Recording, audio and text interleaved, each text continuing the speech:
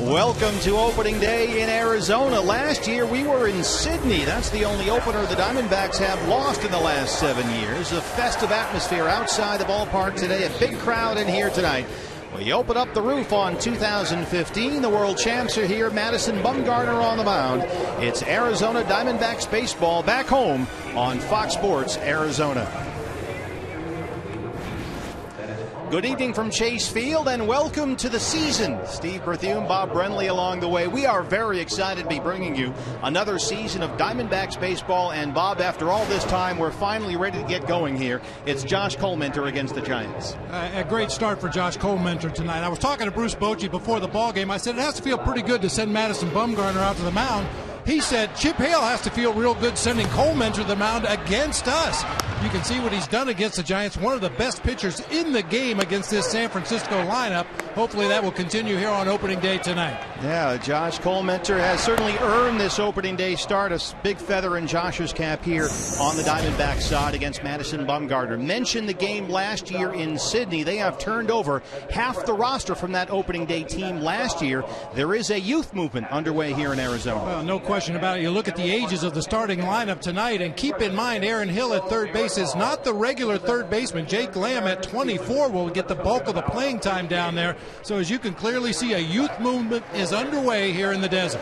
And that pertains certainly to the starting rotation in the bullpen as well. And the manager, Chip Hale, the former Arizona Wildcat, former Diamondback coach, and now about to make his major league managerial debut as the Diamondbacks honor Commissioner Emeritus Bud Selig, who's here with us tonight. We are set for baseball. It's the Diamondbacks and the Giants. Opening day here from Chase Field. Madison Bumgarner, who threw 270 innings with that long postseason run last year, is on the mound for the Giants. Jody Jackson joins us when we come back. And then it's first pitch. The D-backs ready to go in 2015.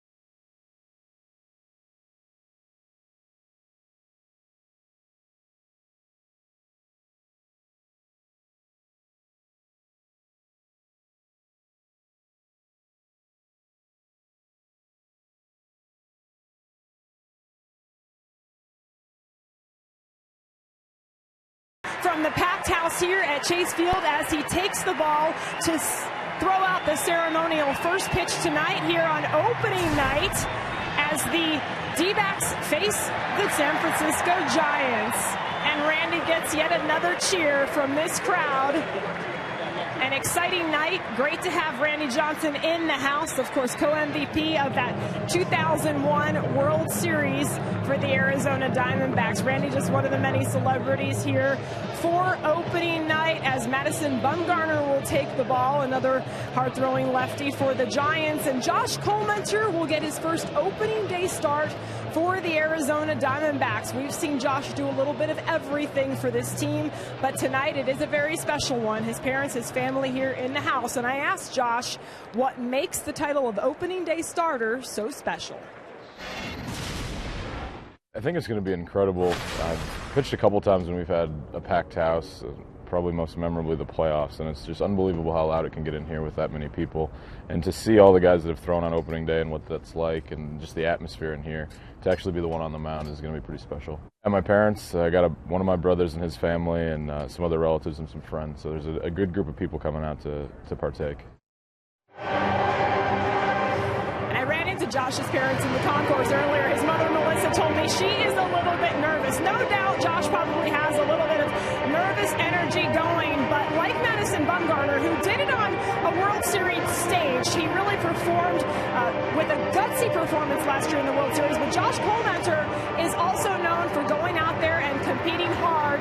In fact, last year, Mike Harkey, the pitching coach, saying, I wish I had 5 Josh Collmenters on my staff. So Josh will take the ball tonight on opening night.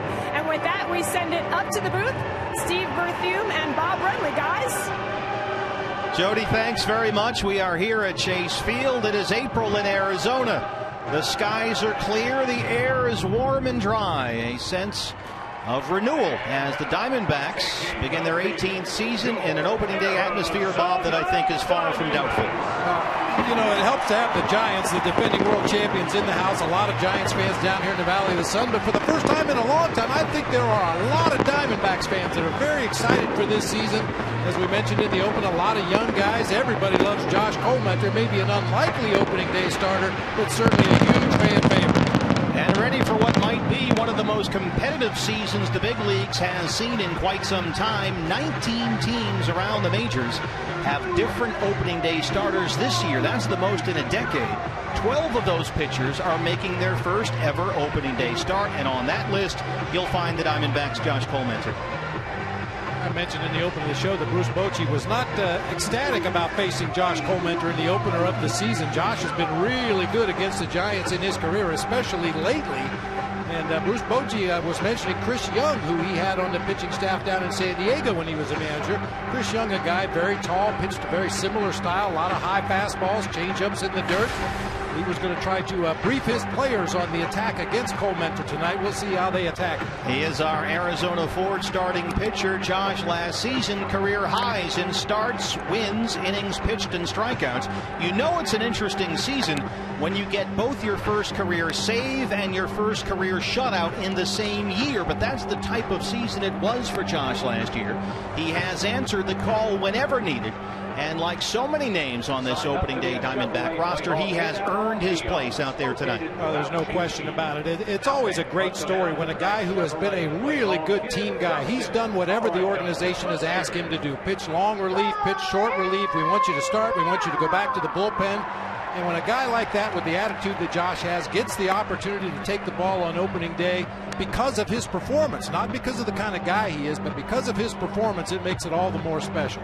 And the Diamondbacks 6-1 in their last 7 opening day games. The loss last season in Sydney, and from that D-backs opening day roster last year, fewer than half the players are back this season. Bruce Bochy has most of his world champs back, their 3rd World Series championship in 5 years. A couple of new faces in there, though, in the opener tonight. Yeah, Nori Aoki at the top, most notably a new face. Joe Panik at second base, Angel Pagan out in center field. Buster Posey behind the plate. Brandon Belt, the Diamondback killer, at first base. Casey McGee, another new Giant, down at third base, taking over for Kung Fu Panda. Brandon Crawford at shortstop. Gregor Blanco out in right field. And Mad Bum, Madison Bumgarner, on the mound for the Giants. We are set to go. Diamondbacks baseball in 2015. Norichka Aoki is in the box, and we are underway with strike one. Gary Cederstrom, our plate umpire tonight, as the smoke clears through the open roof and panels after our pomp and circumstance here in downtown Phoenix.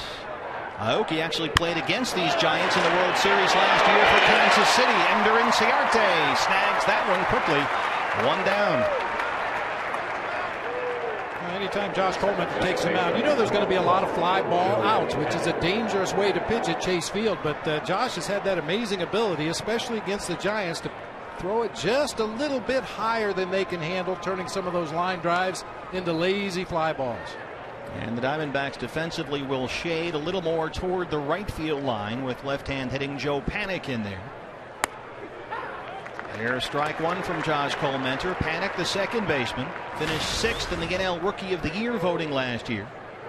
Took over as the regular guy in that spot about the end of June and had a really good half of the season and into the postseason. A little flare drops into shallow left in front of Inciarte, and Panik has a 1-out single.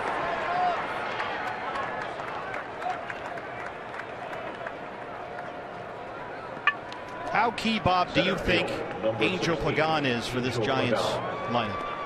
I don't think there's any question. He is one of the major cogs. He's not a guy that hits a lot of home runs. He doesn't steal a lot of bases at this stage of his career, but he gives you a solid at bat every time up there. He'll grind it out. He'll take his walks. He plays a great defense in center field. And we saw the Giants last year without Pagan in the lineup, and they struggled.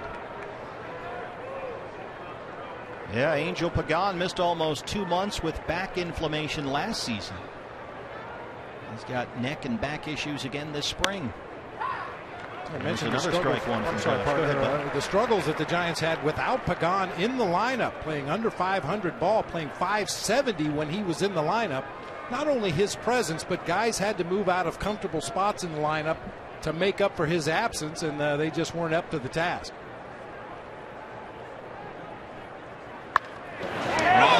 That's a fair ball down the right field line. Panik takes the turn and heads for third. And they will stop him there. It's a double for Angel Pagan. And the Giants quickly have 2 on and 1 out against Josh Coleman. It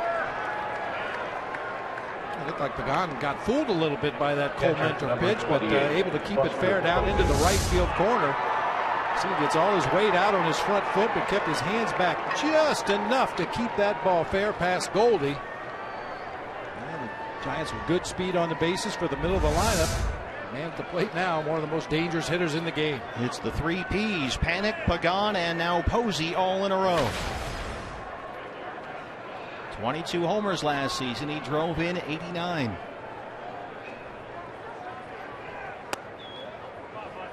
Ball 1 from Josh Coleman. Buster Posey, his 6th season as the Giants' everyday catcher. And one of the big reasons they were able to get into the postseason last year, he put together a tremendous finish to the regular season last season. Here's the strike. It's 1-1. And he is a D-backs killer, Buster Posey. 18 games last season versus Arizona. He hit .333. 16 RBIs in the 18 games. He's a problem. And up in a big RBI spot right here.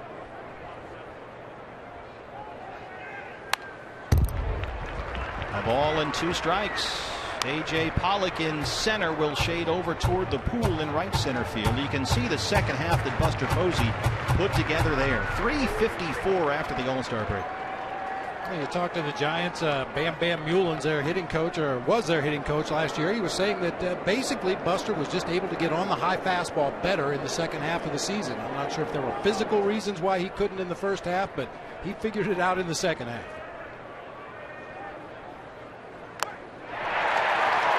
Tuffy goes a wish, hangs on, and that is an enormous strikeout there for Josh. 2 down. Good changeup by Josh Coleman.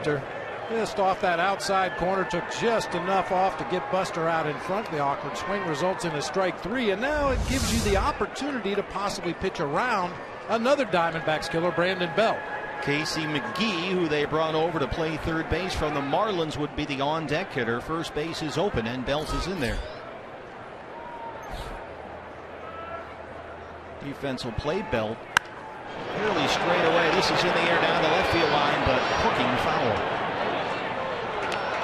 And this guy, Brandon Belt, has been a problem for Diamondbacks pitchers over the course of his still young career. 243 in an injury-plagued season last year. But he's a .311 career hitter against the Diamondbacks. And he loves hitting in this ballpark. Really quick inside, and like a lot of left-handed hitters, handles the ball down very well, especially from the middle of the plate in, even off the plate inside. The 0-1.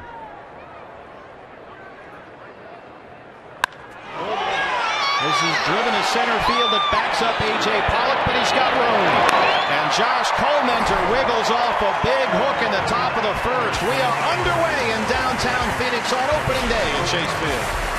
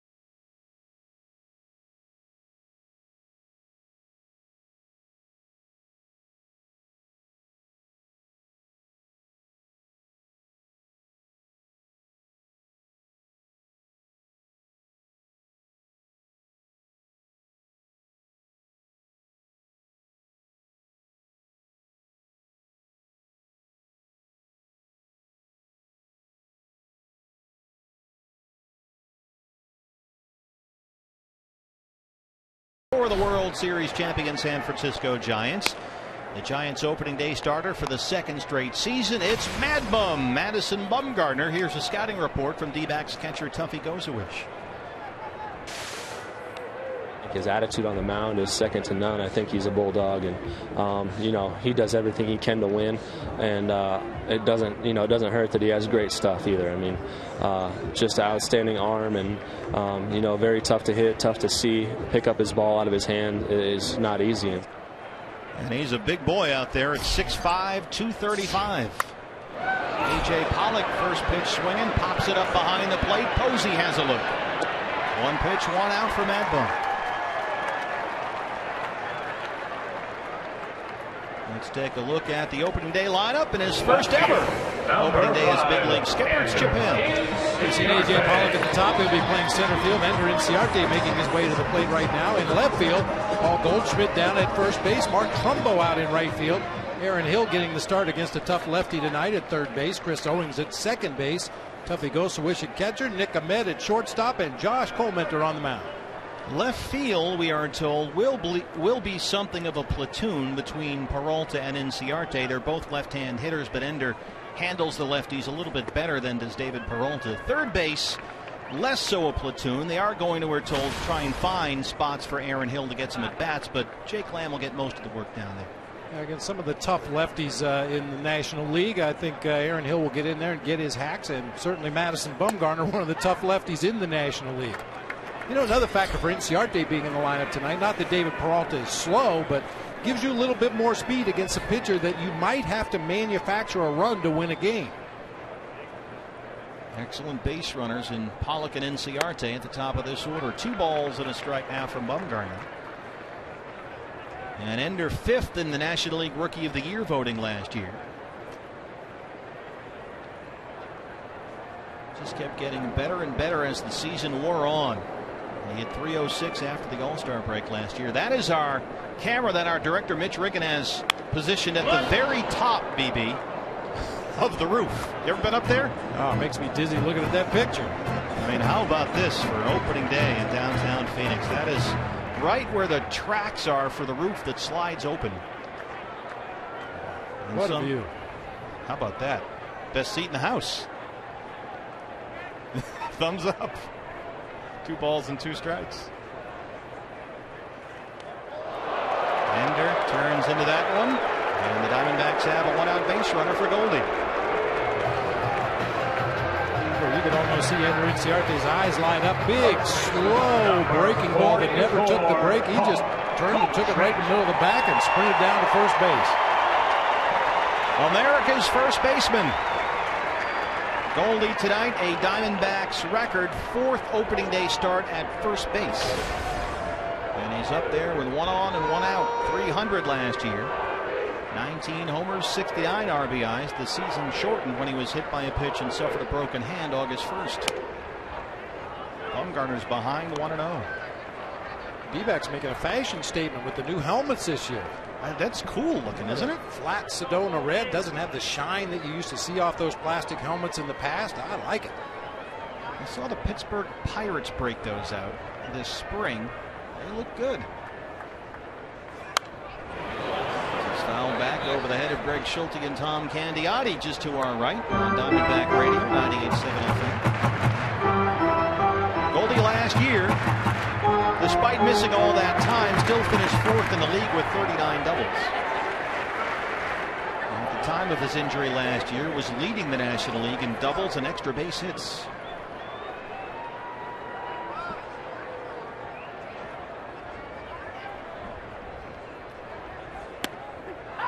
Here's a strike. It's 1-2. Well, that's one thing you'll see from Bumgarner. He rarely gives you good pitches to hit. Rarely makes mistakes over the middle of the plate and up where you can really get some extension and do damage. Just works around the corners, in and out, up and down. It's tremendous command.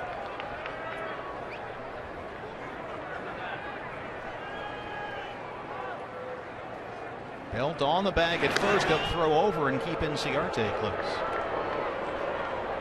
Ender last year, 19 steals. He was only caught 3 times. He is a distraction when he's out there. We saw that all spring as well.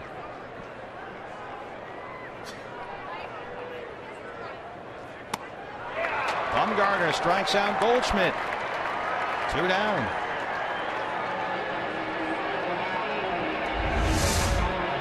See Posey moving out in an outside corner. Door cutter. They had to protect the plate right there. A little bit of an awkward swing, but in that 2-strike count against a good pitcher, you've got to be ready to protect, and that one was too close to take. And here's a guy that had a tremendous spring. It's Mark Trumbo. He hit over .420 in spring training with 4 homers. He takes a big cut at that one. It's 0-1. What do you expect from Mark Trumbo, Tom?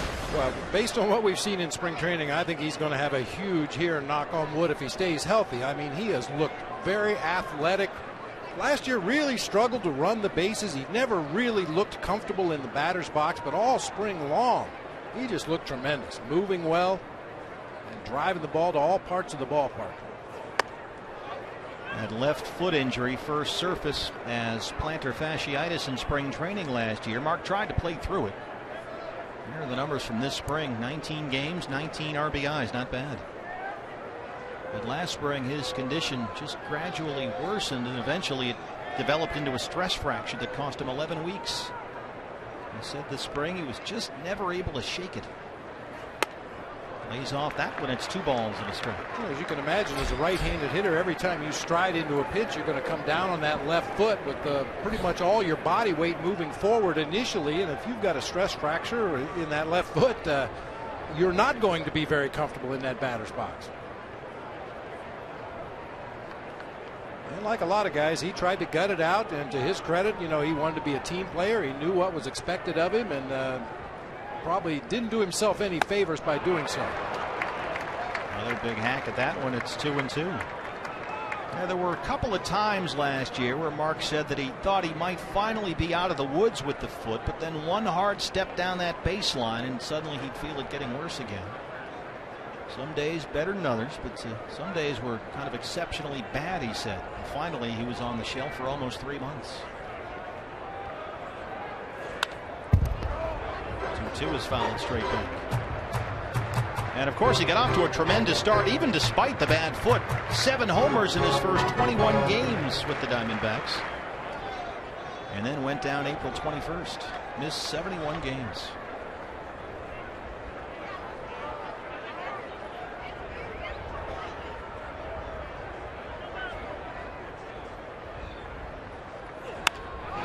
Gets this up in the air to left center field, but it should be easy for Milwaukee. Bumgarner strands the one-out base runner through one. We are scoreless at Chase Field on opening day 2015.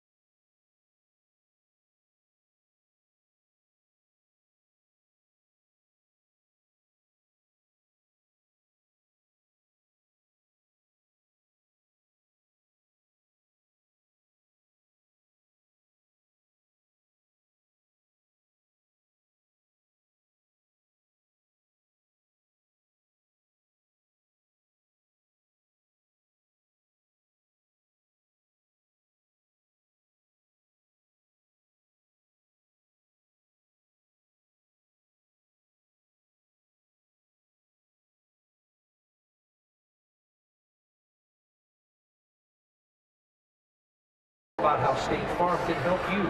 Like a good neighbor, State Farm is there. Madison Bumgarner back in the Giant dugout. No score here as we start the second inning at Chase Field. Steve Berthiaume, Bob Brenly, and Jody Jackson with you. Casey McGee, Brandon Crawford, and Gregor Blanco 6, 7, and 8 against Josh Comenter.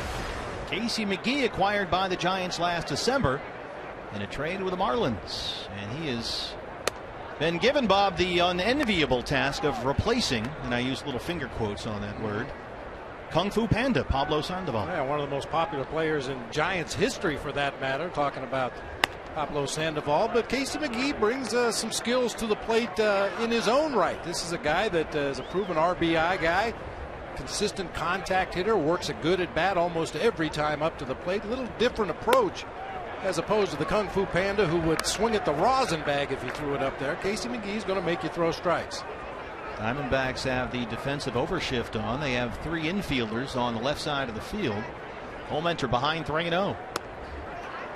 Here's the strike. Let's take a look from high above. Tony is hopefully secured up there.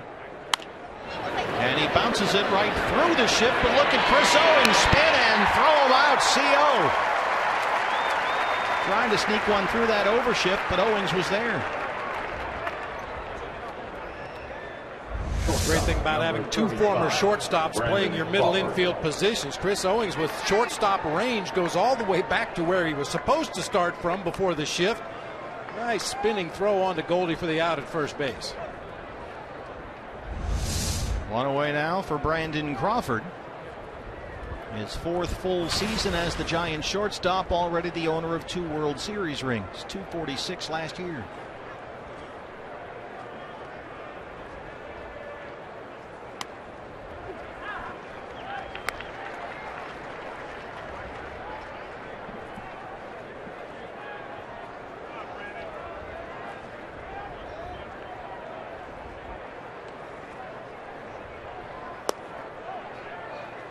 A ball and a strike. How about Josh? Last season at this time he was in the bullpen. Recorded his first career save in a 4-inning relief stint in San Francisco in early April and was quickly moved to the rotation. Stayed there the rest of the year. Misses away there. It's 2-1.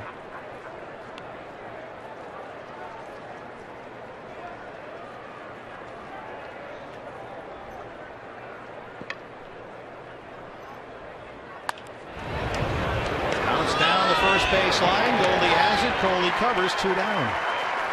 Let's take a look at the Diamondbacks behind Josh Colmenter. It's our mid-first bank starting defense. Ender Inciarte in left field. A.J. Pollock in center. Mark Trumbo over in right. 1,110 career starts for Aaron Hill. Only 39 at third base where he'll be tonight. Nick Ahmed, Chris Owings make up the double play combo up the middle. Paul Goldschmidt at first base with Tuppy Gosa is doing the catching for Josh Colmenter. Bob, how hard is it if you're Chip Hale in your first season as a manager to find some at-bats and some playing time for Aaron Hill? I mean, it's a long season. There's going to be a lot of opportunities for everybody to get their at-bats, and it's kind of unusual that it happens on opening day. But we gave the reasons for that as that was found out to play to the third base side. Aaron Hill's got some pretty good numbers against Madison Bumgarner. Jake Lamb, a young guy, maybe a little overmatched by a pitcher the caliber of Madison Bumgarner. So this is a very obvious one that jumps out at you. This is a start for Aaron Hill at third base. Now, some of the others, as the season moves forward, may not be quite as obvious, and I'm sure Chip is going to rely heavily on the numbers, matchup numbers against pitchers. What kind of pitcher do you have on the mound that night? Do I need better defense or more offense down there at third base? So I think he's going to do a nice job of juggling, making sure everybody stays sharp. Is it different if the player, in this case Aaron, is an established veteran with a track record versus maybe a young guy you're trying to find some spots for? I think so. I mean, you know, there's no question that Chip Hale and his staff and all of his teammates respect the living daylights out of Aaron Hill the way he's approached this whole thing. It would have been very easy for him to storm into the office and demand a trade, but he didn't do that. How about there? Aaron Hill, a nice running catch, and Josh Colmenter works a 1-2-3 second. He's retired 5 in a row.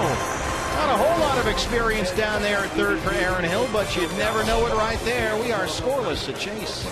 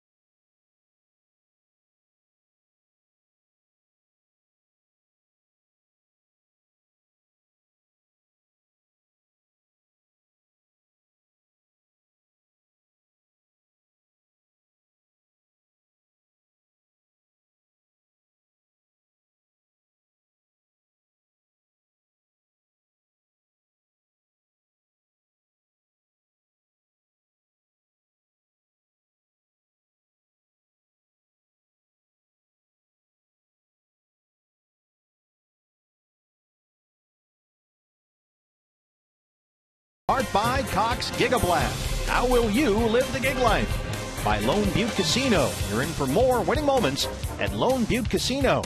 And by Jack in the Box. Jack's hottest sandwich is back. Head to Jack in the Box for Jack's Blazing Chicken Sandwich. Bob, I thought we had the best seats in the house, but this is brand new here at the ballpark. This is right below our broadcast position, one level down, Studio 122. And they are calling that the ultimate fan experience as Aaron Hill takes strike one. And boy, that is sweet in there. Look at that. You can rent that out. Just contact the Diamondbacks. There's 2 of them in there, or I think they can open it up and have one big one too if you had a whole bunch of people. But boy, that is a really nice place to watch a game from. Not quite as nice as our view, but as close as you can get. I think we need some waitresses up here, something. Some bus boys, something. They got everything down there. So it's Studio 122, brand new. So these guys are the first to try this out. Look at that. You can open that middle door there and have one big room. Watch Wisconsin and Duke. 1-2. Tapper back to the mound. Bumgarner's on it.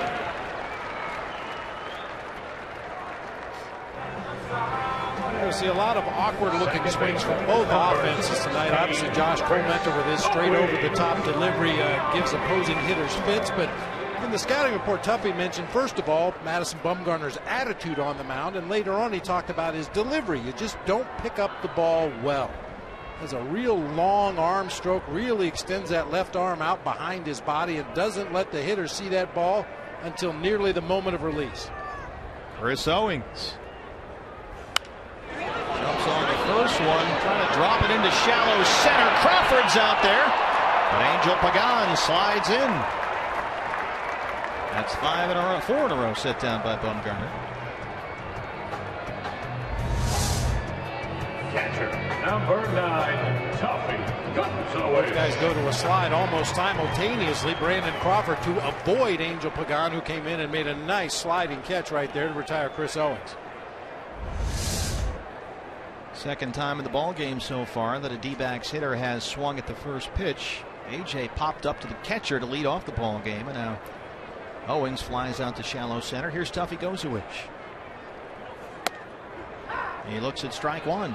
For the first time since 2009, the Diamondbacks have an opening day catcher not named Miguel Montero. Cubs opened up last night at Wrigley Field, lost to the Cardinals and Adam Wainwright. This one bounces into center. Tuffy's aboard. First Diamondbacks hit in 2015.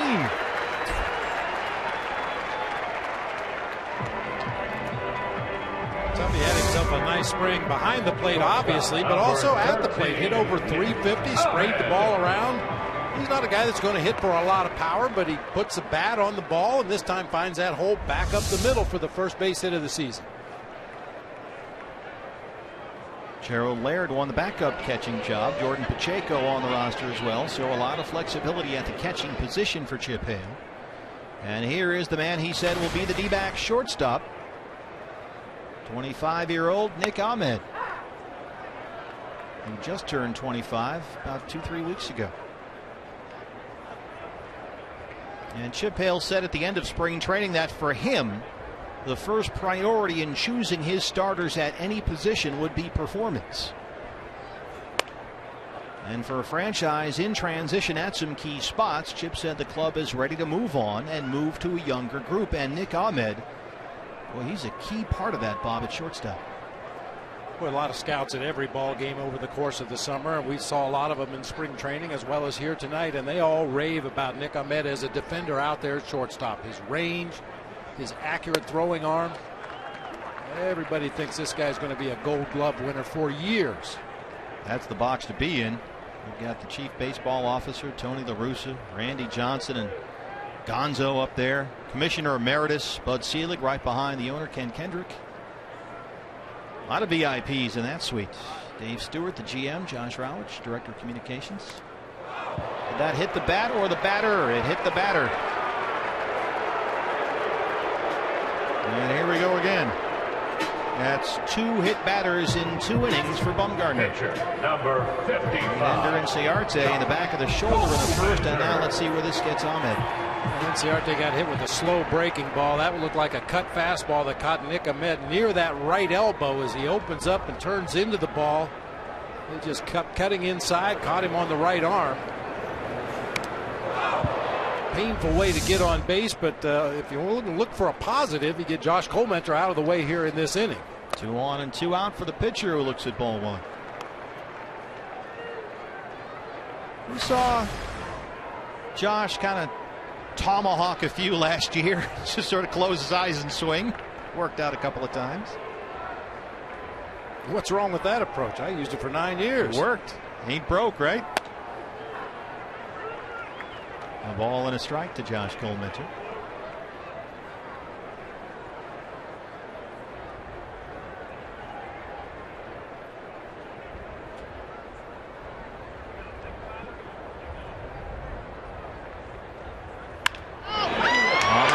Crawford at short. We got a short way for the force on Ahmed, and that's the inning.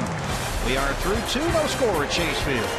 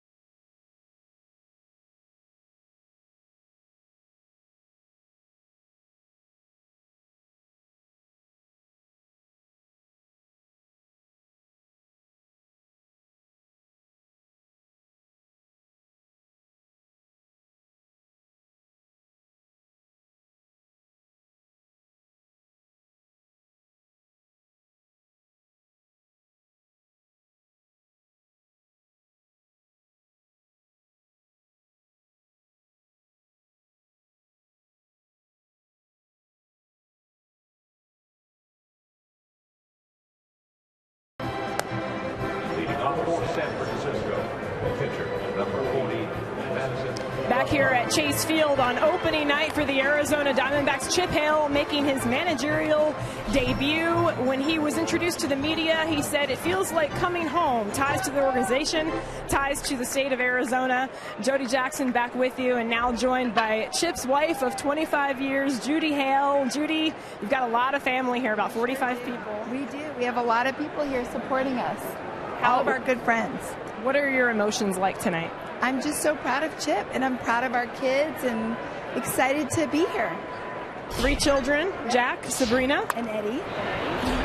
And Chip always talks about how he gets up so early in the morning. Last night he said he couldn't sleep hardly at all. He didn't sleep at all last night. Chip, for spring training, he's up by 4 at the field, and last night I don't even think he slept. I hit the pillow and was done. But I don't think Chip slept. He's excited, you know? They're ready. They're ready. They can't. I'm not one bit nervous. He's doing what he's meant to do. You are relaxed. I know you guys met in college, and he's been in baseball since day one. Obviously played in college. You've been there with him every step of the way. That means a lot to see him reach this point in his career, doesn't it? It is. It is. It's a big sacrifice, you know. It really is. Our kids missed a lot of dad time, but we knew that this was what he was meant to do, and he reached it, and we're all here excited for him. You know, Judy, we thank you so much for your time. Enjoy the night. Thank you so much. Steve and Bob, back to you. Thank you, Judy and Jody. Check swing roller there by Bumgarner to open the inning. And there is Chip Hale, 50-year-old rookie big league skipper. Of course, played at U of A, where he started every game of his collegiate career and hit .345 on a team that won the 1986 College World Series. And parts of 7 seasons in the major leagues with the Twins and the Dodgers after he was a 17th round draft pick out of Tucson. And he has paid some dues, Bob. 6 seasons as a minor league manager in the Diamondbacks organization. He managed rookie ball at Missoula, Chip Hale, managed AA and AAA. Won a Pacific Coast League and AAA championship at Tucson in '06. 3 years on Bob Melvin's major league staff here. Worked for the Mets, worked for Baumel again as the bench coach in Oakland the last couple of years, and now here he is. He knows just about every aspect of this game. As you mentioned, he's been all over the diamond as a coach, 7 seasons with the Twins and the Dodgers as a player. And, working at different positions, you see the game with different eyes and different angles, obviously, as a first base coach, as opposed to a third base coach, as opposed to a bench coach. You've got different duties in each one of those roles. And Chip has taken all the information he's garnered over the years and all the influences. Banged into center field for a base hit for Aoki. And I'm sure he's going to be his own man, but he's learned from everybody that he ever played for or coached under, and he's ready for this opportunity. Second baseman, Joe Panic. I mean, he's the first managerial hire by a Hall of Fame manager, Tony La Russa. And Tony said the Diamondbacks were looking for a leader, a guy that knows baseball. And he said all the managerial candidates throughout the interview process were graded 1 to 5 on different categories: leadership, handling of pitching, offensive creativity, personality, experience. And at the end of that process, Tony said, in regard to Chip Hale, there wasn't a box he didn't have checked. It was Joe Panic who had a single in the first.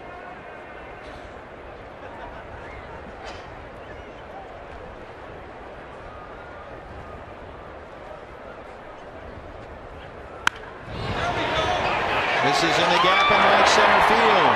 A.J. Pollock over to cut it off. Aoki on the run. They're going to stop him at third. And they got him hung up. He ran right through the sign. Panic sneaks in at third base, but that's a big out right there. He got a late stop sign on the bases there from Roberto Kelly, who used to be the first base coach. Now Kelly is at third after Tim Flannery retired, and some confusion there, Bud. Boy, what a great play by A.J. Pollock to get over there and cut that ball off before it got to the wall. Quickly turned around, fired it back to the infield. As you mentioned, Kelly was waving Aoki the whole way. He looks back and realizes he's going to run into an easy out at home plate, so tries to get hung up in the rundown and does so long enough to allow Panic to move up to third base. But that's just a great defensive play on the part of A.J. Pollock and Nick Ahmed. It's like Kelly waited a little too long to put on the stop sign there, and well executed by the Diamondbacks, and that's been a big thing with Chip Hale. They are going to do the little things right. So 2 down, Panic's at third for Pagan, who doubled his last time up. There's a ball, 1-0. Not to diminish Pablo Sandoval or Michael Morse's contributions to the San Francisco Giants, but probably their biggest loss of the offseason was Tim Flannery, the longtime third base coach and one of Bruce Bochy's best friends, decided to retire. Just playing his guitar all the time. Yeah. He plays gigs down in San Diego, up in San Francisco, always sold out. He's got a real niche fan base, and decided he wanted to spend more time with his family and pursuing a music career, so decided to walk away on top. Boch said, we made the mistake. We gave him a full share for every World Series, and now he's got enough money to pursue music. Pagan drives that to right center. Will score the game's first run. Angel Pagan 2 for 2, and it's 1-0 Giants. That's 3 straight hits against Cole Mentor. Buster Posey.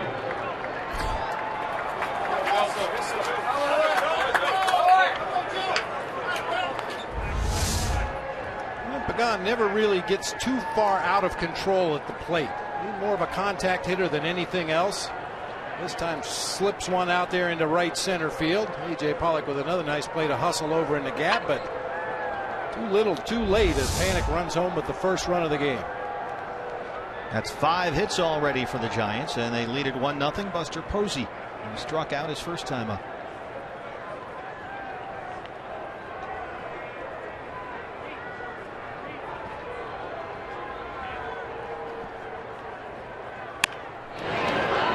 Right by Roberto Kelly at third, and there's our first Golden Glover action of the year. Look at Ron Pennington move those khakis. Ron Pennington, our Golden Glover, down the left field line, and the Doc, Sid Rosenblatt, down the right field line. They both lettered last year. In what exactly? As they call them in San Francisco, ball duding. The ball dudes.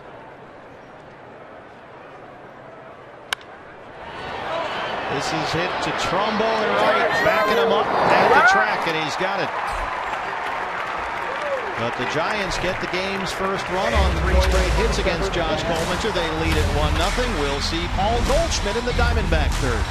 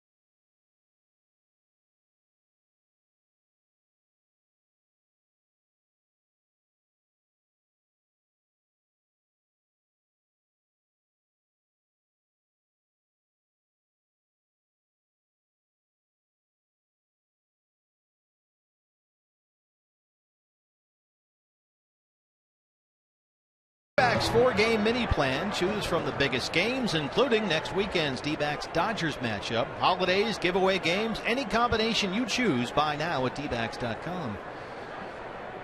A.J. Pollock, who pop up on the first pitch he saw his first at bat, leads off the third against Madison Bumgarner.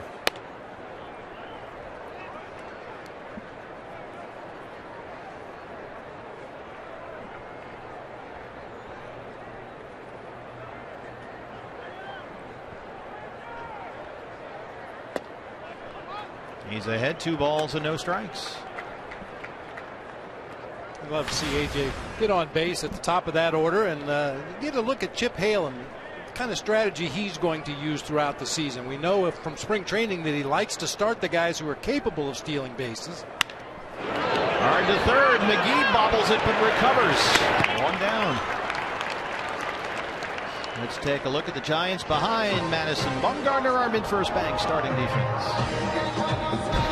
Aoki out in the left field. Angel Pagan in center field. Gregor Blanco over in right. It'll be Casey McGee and Brandon Crawford on the left side of the infield. Joe Panik and Brandon Belt on the right side. Buster Posey behind the plate for left-hander Madison Bumgarner. Angel Pagan in center field. He has had neck and back and hamstring issues throughout his recent seasons, but in there in the opening day lineup for Bruce Bochy, and he is a key for them. Ender Inciarte was hit by a pitch his first time up. And it was Miguel Montero who, down the stretch of last season, pointed out that, it's really Ender Inciarte who provides a spark at the top of this lineup. And Miggy said every time that Ender gets on base, the team just kind of goes. And we certainly saw that throughout the second half of last year. You mentioned it earlier. He's a distraction when he gets on base. The pitcher has to pay a lot of attention to him. Obviously, the defense has to position themselves a little differently with a base stealer on at first. The catcher's going to call different pitches. Into center field. Second D-backs hit tonight. A one-out base runner for Goldie. First baseman, Paul Goldschmidt. Where it came from, that's what we mentioned earlier. Ender Inciarte, a little better approach against left-handed pitching than David Peralta. And we'll talk about after the All-Star break last year, Ender Inciarte had more hits than any other Diamondback rookie ever. 77 knocks after the All-Star break last year. He's at first with one out. Here's a strike. Bumgarner will give you a lot of different looks over there at first base. We saw the slide step on that last delivery to Goldie. Occasionally he'll use a high leg kick. Every now and then he'll kind of hang at the top with that right leg, trying to get the runner to commit one direction or the other. Setting up away, as so many teams do, but Goldie can drive it the other way with power. This one's a little shy of the track, though, and Blanco has it for the second out.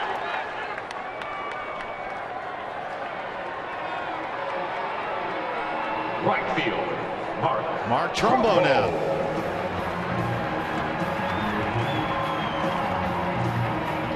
Chip Hale said this spring that people talk all about the D-backs' potential offensive stars, but a lot of times they forget about Mark Trumbo.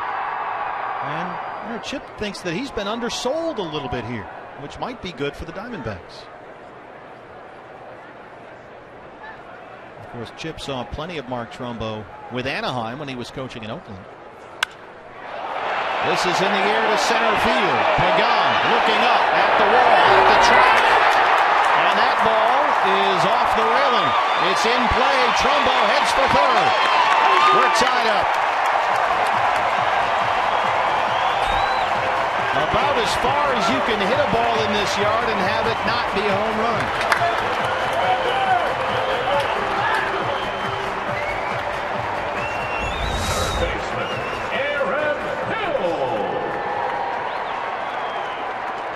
Pitch maybe up out of the strike zone. Mark Trumbo shows that quick bat we saw all during the Cactus League and narrowly misses the first home run of the 2015 season, just below the yellow stripe in straightaway center field. 105 off the bat from Trumbo, who had a big spring, and good things are ahead. And we'll see if Aaron Hill can pick up the two-out base runner at third. Look out, Andy Green down there. Aaron tapped back to the mound his first time up. It was a quiet spring for Aaron.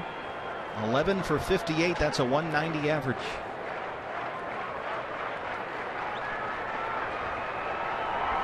And any little roller through the infield will do right here. Can't hold up. It's 0-2. It's not uncommon for a major league pitcher, especially a guy the caliber of Madison Bumgarner, to be able to disguise his pitches. Every pitch looks the same as far as the delivery and the arm angle, especially with fastball changeup, but Bumgarner fools guys with the breaking ball too. Everything looks the same coming out of his hand. Misses away there, a ball and two strikes. Turner Ward, the hitting coach, and Ender Inciarte. Turner, of course, assisted by Mark Grace, who got a huge ovation here during our opening day ceremonies from the Diamondback fans.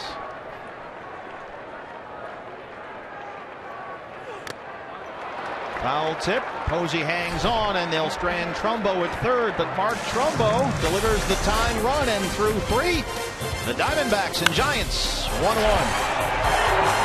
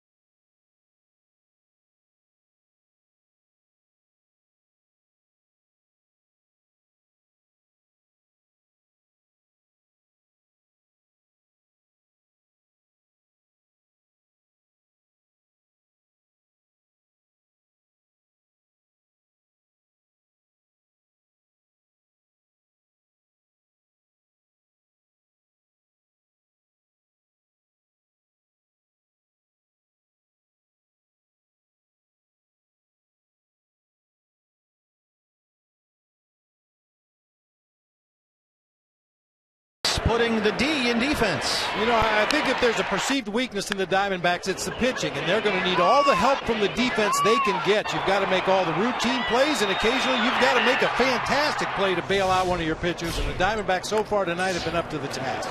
Brandon Belt tries to bunt away from the overshift. And that one is foul, says Gary Cederstrom behind home plate. Belt, who's a real lefty pull hitter up there. There's our game summary, Gila River game summary, 1-1. Good to see the Diamondbacks answer that one giant run in the top of the third. Oh, absolutely. Punch for punch so far. Andy Green, the new third base coach, who was the manager at AA Mobile last year, is in charge of all the defensive overshift. There's Andy Green. And the shift is on against Belt, who's up there with an 0-1 count. Make that 0-2.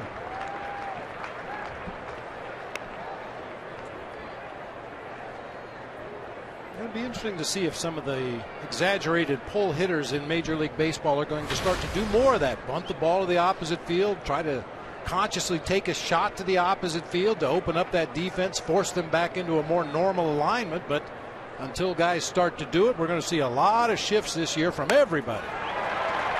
Josh Colmenter gets Belt on 3 pitches. One down quickly in the fourth. Let's go to Jody with more on Andy Green. Jody.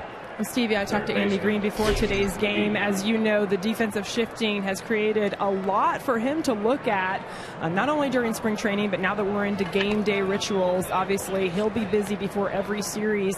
He said, though, that he's believed in it for a long time, as has Chip Hale. He said against the Giants, you'll see that big shift against Brandon Belt, but guys like Aoki and Posey, and really as a team, he said the Giants spray the ball all over the field, so there might not be as much shifting in this particular series.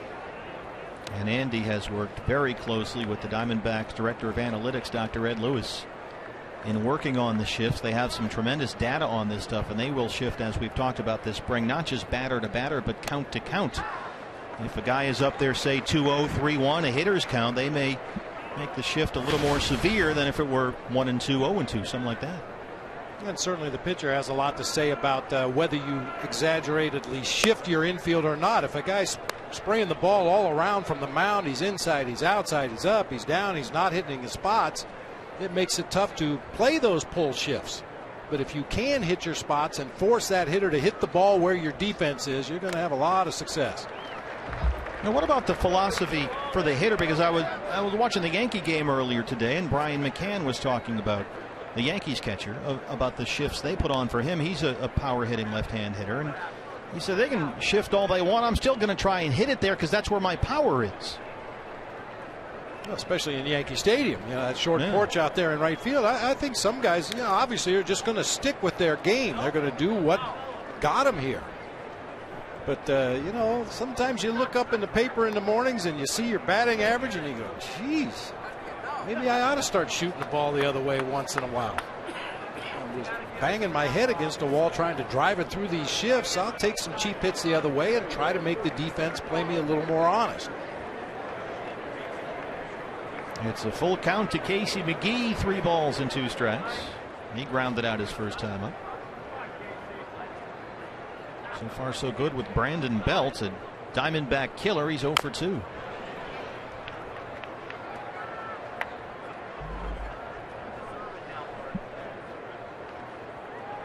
This is a day that Josh Colmenter last week called just really special, just to see all the guys, and Randy Johnson is here tonight, to see all the guys that have been opening day starters in years past before him.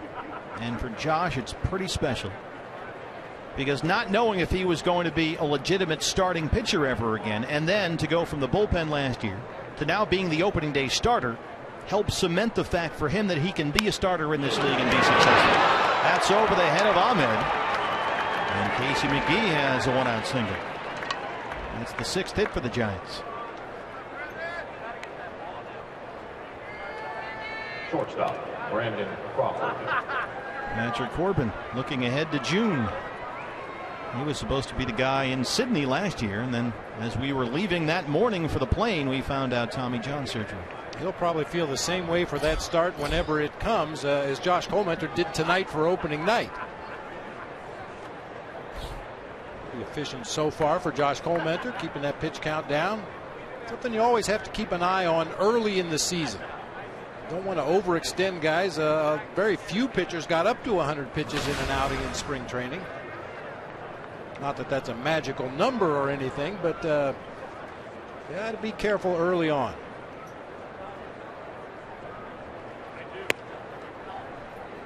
Well, Chip Hale said that Josh is the veteran guy on his staff. He's got the most experience at this point here in Arizona. He's a good leader. He deserved his first career opening day start. He has earned it. And this is the guy the Diamondbacks' new skipper says is going to be the leader of our staff.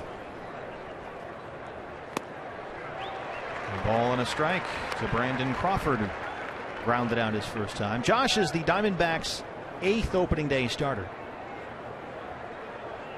And a perfect example, as Chip Hale said this spring, of a guy who makes you say, well, you know, as long as you get guys out, it doesn't matter what it looks like. And Josh gets guys out.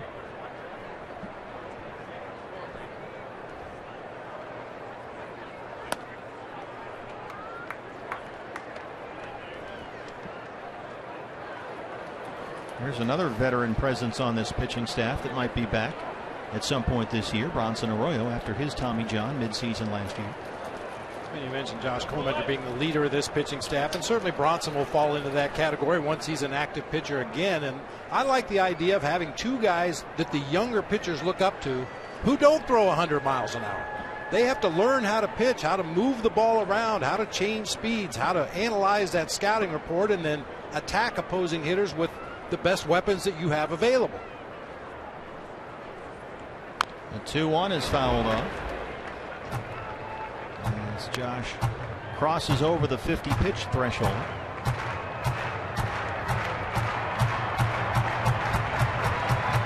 Well, you're going to need some veteran leaders on that staff. There's a lot of young pitching on the way, some of it here already, with Archie Bradley on the opening day roster.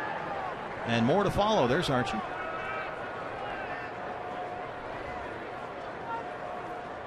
Two to Crawford. The other way and into left, a base hit. Back-to-back singles for the Giants with one out.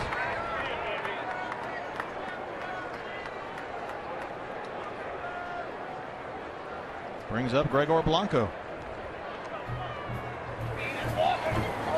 Fun times at the RamTrucks.com pool. Quiet out there right now. Everybody's watching the game.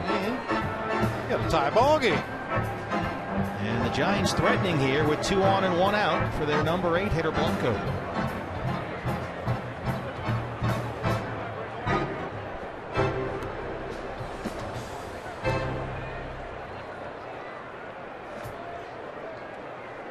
Talk about veteran presence on your pitching staff. The Giants are having all kinds of problems with their rotation behind Madison Bumgarner.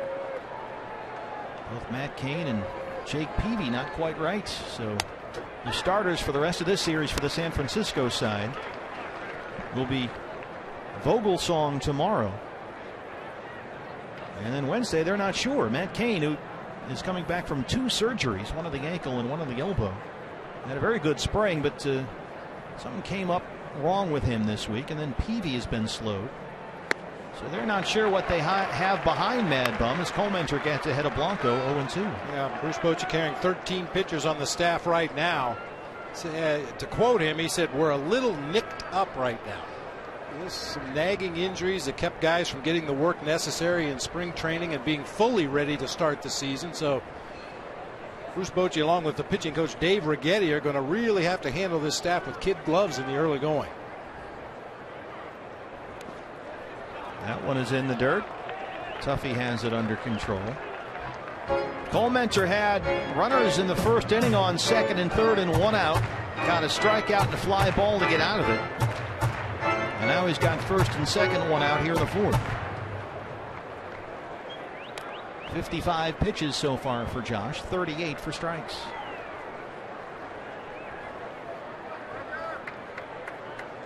McGee, the runner at second, Crawford at first.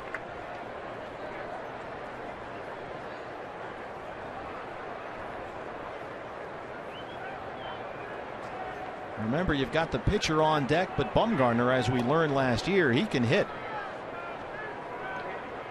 Especially with runners in scoring position, he seems to bear down just like he does when he's out on the mound facing hitters with runners in scoring position. Yeah, he's a hitter up there. That one just misses. 2 balls and 2 strikes to Blanco.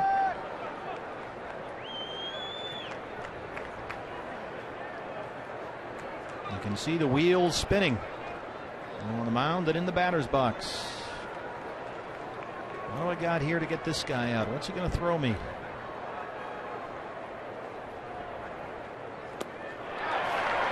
Blanco fans at that one and strikes out. 3 strikeouts for Cole Mentor. And now 2 on and 2 out for Bumgarner. That deadly straight changeup. I believe that was 3 in a row to Blanco in that at bat. Just could not hold up on the last one. When you have an off-speed pitch like that, that's such a weapon as the changeup is for Josh. How often do you double or triple up on a pitch like that? As many times as he feels comfortable doing it. I mean, when you have a pitch that's that devastating, and obviously he's very comfortable throwing that pitch, he sells it well to the hitter. They think it's a fastball. And if you happen to miss with the first one, that becomes a fastball count for the hitter. Come back with another changeup. If you happen to miss with that one, if you're comfortable with it and he's comfortable with it, throw another one. Every time you find yourself in a favorable hitter's count where they expect a fastball, that changeup is its most deadly. Bumgarner grounded out his first time up. A look from right field behind Mark Trumbo. Goldie playing behind the runner at first. Here's a strike. It's 1-1. That shows you the respect that Josh Cole Mentor has for his opposite number, Madison Bumgarner. A 1-0 count to the pitcher with 2 outs in the inning, and he threw him a straight changeup for a called strike right on the outside corner.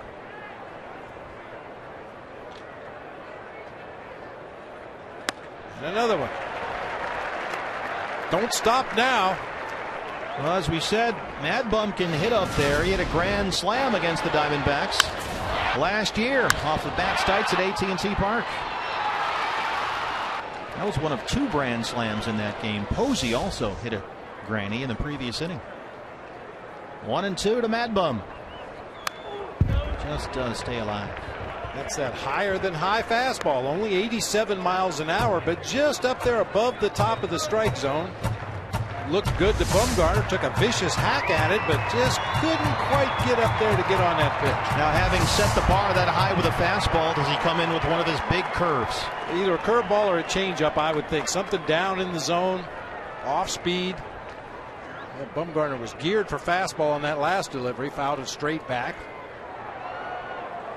He'll drop that curveball in 9-10% of the time. Not a whole lot, but when he does, it's effective. Let's see.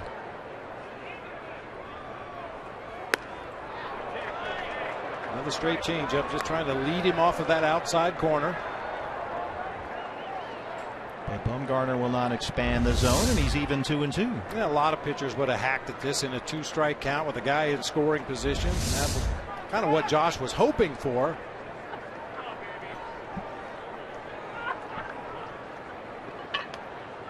Two on, 2 out, 2 balls, 2 strikes.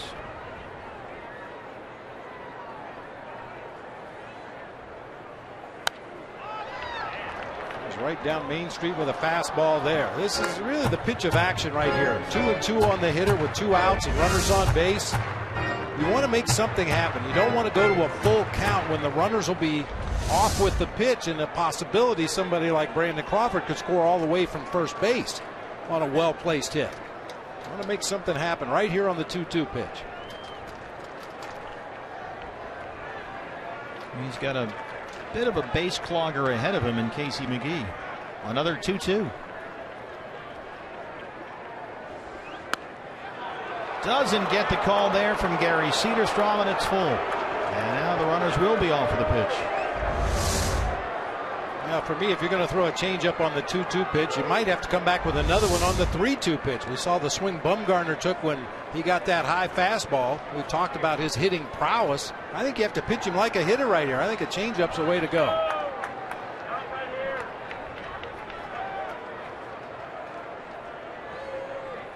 There go the runners. And Cole Mentor gets the big strikeout, his 3rd in this inning.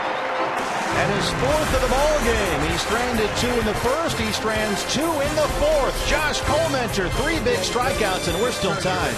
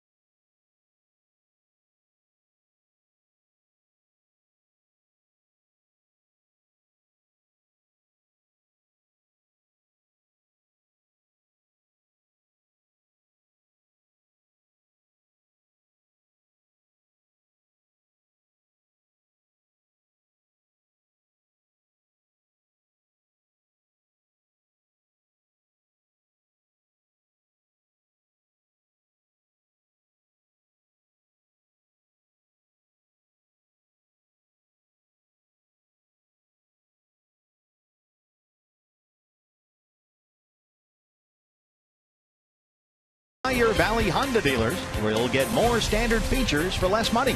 By CenturyLink, your link to what's next. And by Mix One, greatness in, greatness out. Now available at your local Fry's. The big unit, Randy Johnson, going into Cooperstown this summer. Patrick Corbin, his official catcher for first pitch duties. And he got a huge ovation from a big crowd here at Chase Field. Chris Owings leads off the 4th against Madison Bumgarner. And a good one here. 1-1 Giants and D-backs. Steve Berthune, Bob Brenly, and Jody Jackson with you. Owings flying out to center his first time up. I think Bob Randy has really embraced the way the Diamondbacks want him to be involved with the franchise and the community, which is so important here in this organization. And he's really kind of, I don't want to say lightened up, but he has. He looks like he's having fun. Well, I think it's because he's not competing now. I mean, this guy was one of the greatest competitors in any professional sport ever. Believe me, you didn't want to talk to him on days he was pitching, and you certainly didn't want to get in the batter's box against him. But that competitiveness has been channeled in other directions now, and he can come out here to the ballpark and relax and enjoy talking to the young players and relaying some of the information that he garnered over the course of his career and what made him one of the all-time great pitchers in the history of Major League Baseball. So if he goes a wish, a base hit his first time up. We'll talk about horses and big lefties. First Randy Johnson and now Madison Bumgarner after the postseason he had. There's the big unit, Gonzo. I mean, Bumgarner, it was something to watch last year. It was just something else. Get on my back, boys. I will get you there. And he did. That's what Bruce Bochy told me before the game. I congratulated him on their World Series victory, and he said, hey, I didn't do anything. I just got on the big boy's shoulders and rode him. I know exactly what that feels like. I had Randy and Kurt at the top of my rotation in 01, and Bruce Bochy knows a lot about the game, and the more innings, the more pitches you can give to your best pitchers, the better chances of winning ball games. Let's take a look at our T-Mobile game-changing player moment. Madison Bumgarner, first of all, in the regular season last year, he threw 217 innings. That was already a career high. Then a major league record for a workload in one postseason. He threw 52 2/3 in the playoffs in the World Series. So last season he threw 270 innings. As Tuffy grounds out to Crawford. Crawford has to hurry, and he gets Gozowish at first. So 270 innings last year, the most by a Giants pitcher in one calendar year since 1973. And occasionally those innings will take a toll. Guys that really ate up a lot of innings for their team in one season, especially those up in years a little bit, and just were never able to reach that same level of excellence again the following year. For some guys, it took another year or two until their arm rebounded enough that they could be the pitchers that they had been before. Nick Ahmed now with 2 down. Bumgarner at 50 pitches, 34 for strikes. There's strike 1. Bumgarner, the NLCS MVP, the World Series MVP, pitched 15 innings against the Cardinals in the League Championship Series, gave up only 3 earned runs. And then that historic effort against Kansas City in the World Series. He pitched 21 innings. How about this? 21 innings against the Royals in the World Series. Gave up 1 run on 9 hits. 3 games in that series against KC. He won both his starts, a 4-hit shutout in Game 5. Then became a postseason legend at Game 7 relief effort on 2 days rest, 5 scoreless innings of 2-hit ball at Kauffman Stadium. And then Bruce Bochy, of course, the first day of camp, first day he comes out and goes, well, yeah, Bumgarner's going to be the opening day starter, and he's going to pitch the second game too. Why not?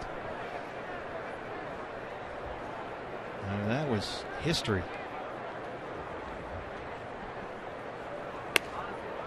I'm a big fan of, televised baseball games, which is pretty much every game nowadays, when they give you that close-up shot of the guy's face. Never any sign of stress or tension in Madison Bumgarner, just ultimate focus. There's no wrinkles in his forehead. He's not grinding his teeth.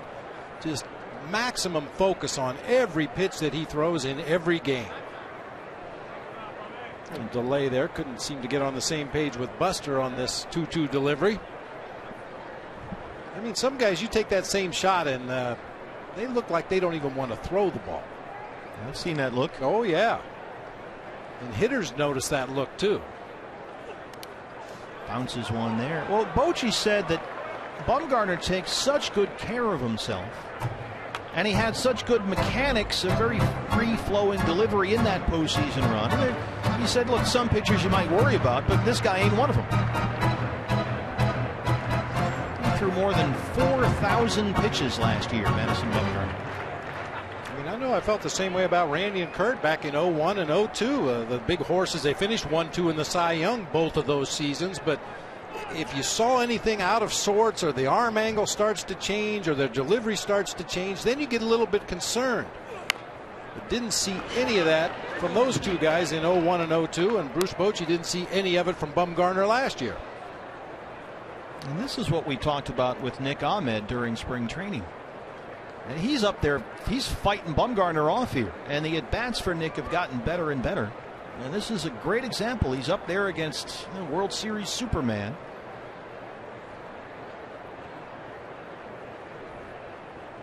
And he's got another 3-2 pitch on the way. And he works a walk. That's Nick Ahmed. That's the progress right there that he's made at the plate.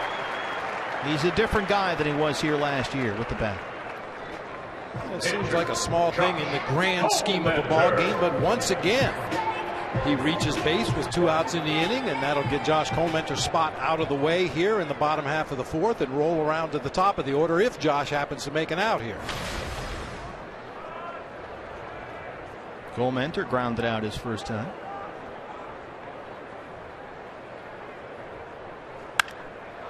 Bounces one to Panic at second. Crawford has the force, and that's the inning. Today's opening day lineup for the Diamondbacks. Everybody signed to baseball. We're 1-1 after 4.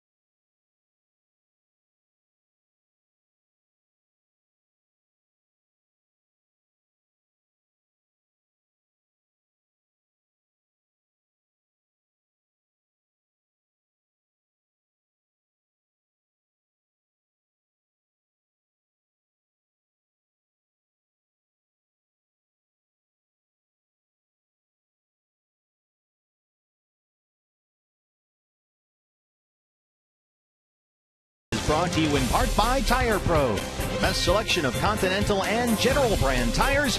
Visit one of the 22 locally owned Arizona Tire Pros locations. By Law Tigers, Arizona motorcycle lawyers. And by Chaz Roberts, air conditioning and plumbing. Choose Chaz. Got a good ball game going for you here on opening day. Giants and Diamondbacks tied at 1 as we start the 5th. Madison Bumgarner and Josh Colmenter. Steve Berthiaume, Bob Brenly, and Jody Jackson with you. Nori Aoki leads off the 5th.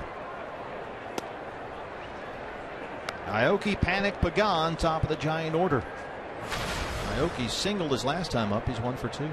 Aoki, a guy that will drop a bunt, and with that in mind, Aaron Hill drawn well in at third base in front of the bag. Instead, Aoki bounces one foul down that first baseline. Aoki has proven to fit right in. We were talking about Madison Bumgarner, and as soon as he showed up in the clubhouse at Scottsdale, he said he planned on wrestling Madison Bumgarner. Good luck with that. Now Aoki is 5'9", 180. Knocks one into right for a base hit. Trumbo over to cut it off. Aoki will settle for the leadoff single. Now, when they met, Aoki said, wow, he's a little bigger than I thought he was. So he said, can I have a weapon? Can I use some tools, something? So they said no. So he just sort of ran around him, and until he got tired, and that was the end of that. Giants now with 8 hits. Leadoff man aboard for Panic, who's 2 for 2.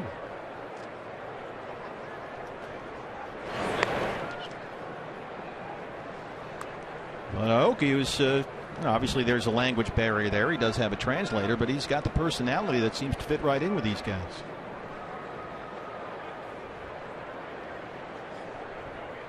And he can run. 17 stolen bases in Kansas City last year. There's a strike to Panic. A great story in the Giants notes about Aoki after the birth of his son Takuto a year and a half ago. It's not tradition in Japanese culture to give middle names. So he went to Bob Uecker, who he had developed a relationship with in Milwaukee, and asked Ueck to help him pick a middle name for his son. They came up with a great one, Aaron, Aaron, after Hank Aaron. When you go to Ueck, you never know what you're going to get. Oh, no, you have to be very careful. Roll the dice with that way. I mean, he could have convinced Aoki of anything. Oh, yeah. I think Francine would be a great name. I mean, you never know. He might come up with Lucille. Sure. Yeah. But nice to see that worked out. Colmenter now at 70 pitches, keeping Aoki close.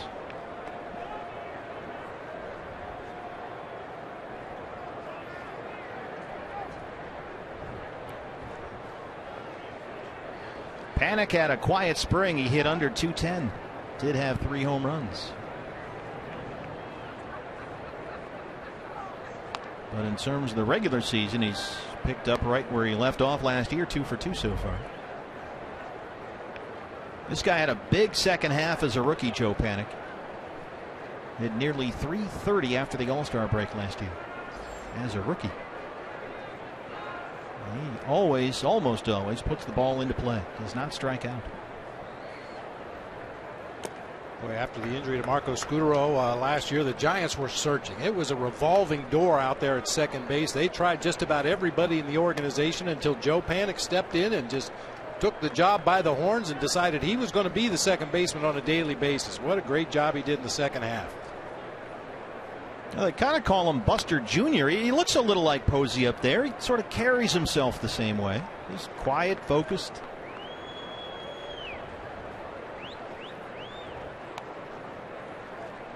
The pride of Yonkers, New York. 2 balls and 2 strikes. I actually called him Buster last year one time. We passed in the hallway between the field and the clubhouse, and he was coming down the ramp. I was going up the ramp, so he looked a little bigger. And when I got side by side, I realized, boy, that wasn't Buster Posey. Who was that guy? I hate when that happens. I mean, there it is. They could be brothers. They can both hit. I know that much.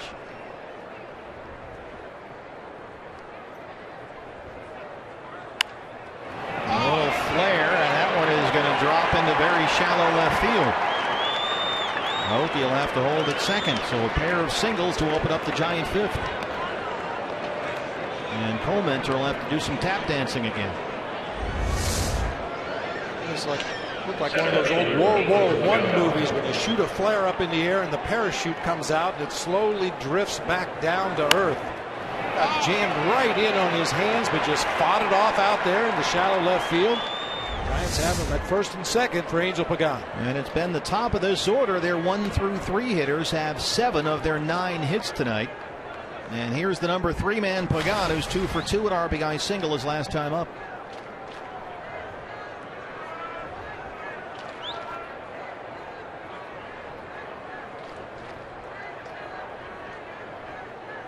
And of course, you've got Posey behind him.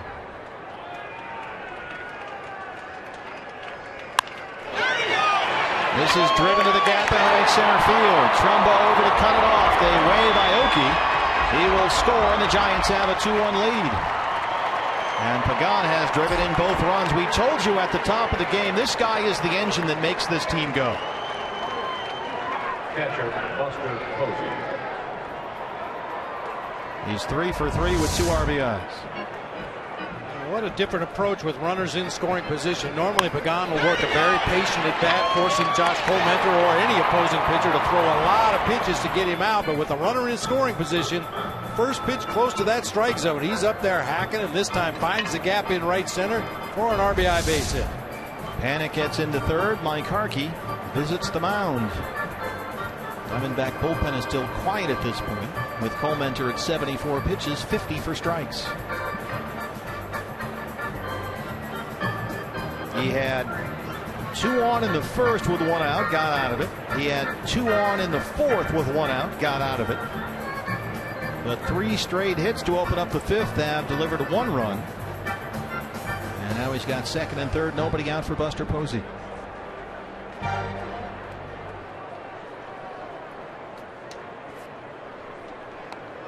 Posey 0 for 2. He has struck out and flied out. He hit just under 300 this spring with 1 homer.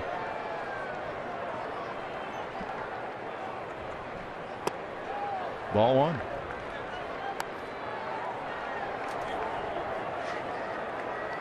Brandon Belt on deck.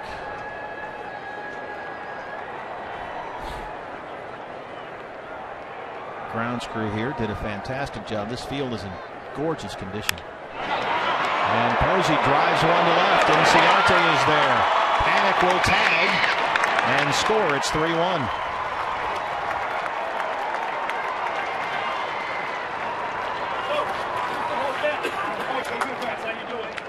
First baseman, Brandon Belt.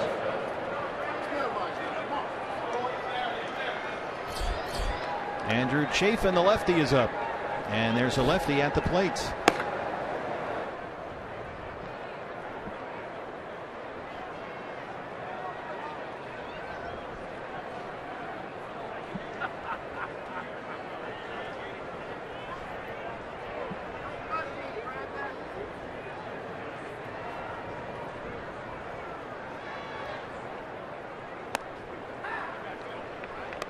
One of those rare curveballs from Josh Colementor. Threw one to Nori Aoki to start this inning and kind of hung it over the inside part of the plate, and Aoki banged it into right field. This one dropped right in there perfectly for a called strike. Josh jumps ahead 0-2. You mentioned that's a pitch that he doesn't use a whole lot, and I think a lot of the usage of that curveball depends on the success he has with it the first couple times he throws it. If the ball gets hit hard, he tends to put that curve in his back pocket and rely fastball changeup. If he drops some good curveballs in there, gets some swings and misses or weak swings, you're likely to see more of them. Well, he struck out Belt his last time up. He's ahead of ball in 2 strikes.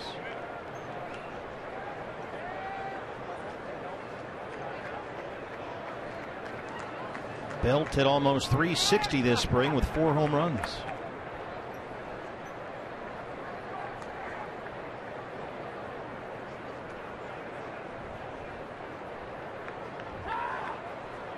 Late time granted by Gary Cederstrom behind the plate. That creates an interesting situation here. That was a changeup from Josh Colmenter. Very late timeout. He went ahead and delivered the pitch. Now, if you're Tuffy Gosowicz and Josh Colmenter, do you throw it again? Do you come back with something else? If you're Brandon Belt, do you sit on a changeup right here since that's the pitch that he threw after the timeout was called? They're going inside. That's right by Bill Hayes, the new first base coach. Doc Rosenblatt pouncing on that one. There's still 1-2, 80 pitches now for Colmenter, and Chafin warming in the bullpen.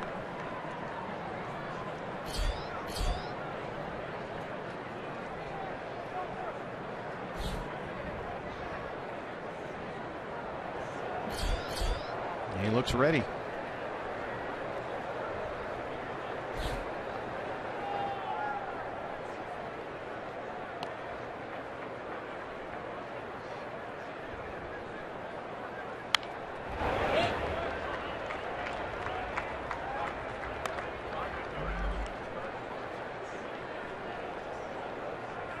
Got to be careful with Brandon Belt. He loves hitting in this ballpark. He's homered 6 times in 25 games here at Chase Field.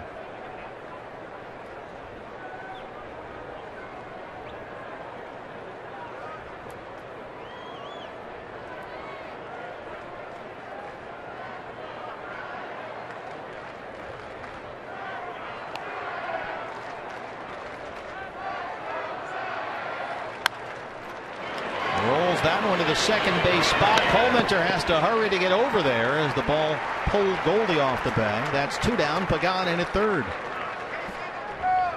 It seemed like there was real nice communication there between Chris Owings and Paul Goldschmidt on the right side of the infield. We know Goldie has the range to get to this ball, but it's going to be a much tougher throw back across his body. So instead, Chris Owings called him off, came over and made the play. His momentum is carrying him right toward the bag at first. Nice shovel on to Josh Colmenter for the out. So Josh now 1 out away from limiting the damage. 2 down. Pagan at third for Casey McGee, who singled his last time up. He's 1 for 2.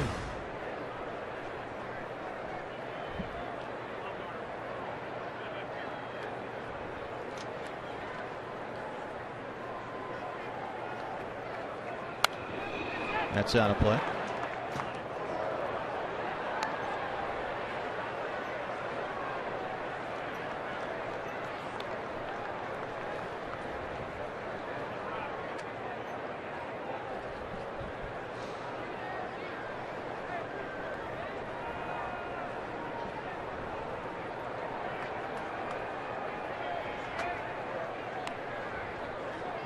The 0-1.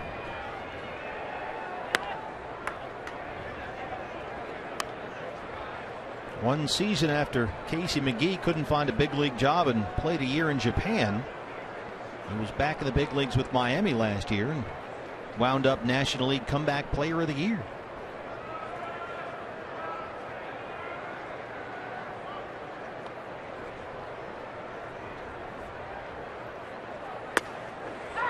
Gets the call there from Cederstrom, and Colmenter's ahead. 1 ball and 2 strikes.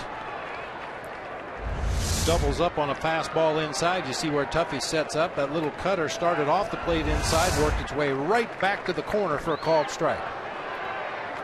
Trying to strand Pagan at third. Went back in there again. It's a pop-up that drifts into the seats. It stays 1-2. Mentioned McGee. Boy, he started out coming back from Japan red hot for the Marlins last year. Hit nearly .320 in the first half of the season, but dropped to just over .240 after the All-Star break, so finished right around .290. And you can see only 4 home runs in 160 ball games for the Marlins last year. Really, power is not his game. I mentioned it earlier. He sprays it around, especially with guys in scoring position. Just as likely to hit the ball down the right field line as down the left field line. Finished 4th in the league in hits last year.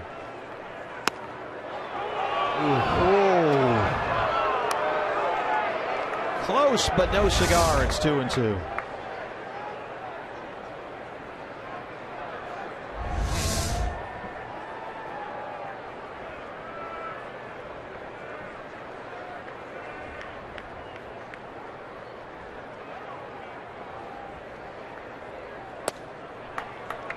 Full count. Brandon Crawford would be next. I think if we get that far, we're going to see Andrew Chafin come in from the bullpen. Josh has really had to work hard in this inning, up to 88 pitches in the ball game. Chafin had a good spring, won a bullpen spot. 3 balls, 2 strikes, 2 outs. Here it is. Walked him. And so we'll wait for Chip Hale. This is a big spot for Chafin to open up his 2015 season. Shortstop, Brandon Crawford. But he's been used in these situations throughout spring training and did a pretty good job. Cole Mentor now at 89 pitches.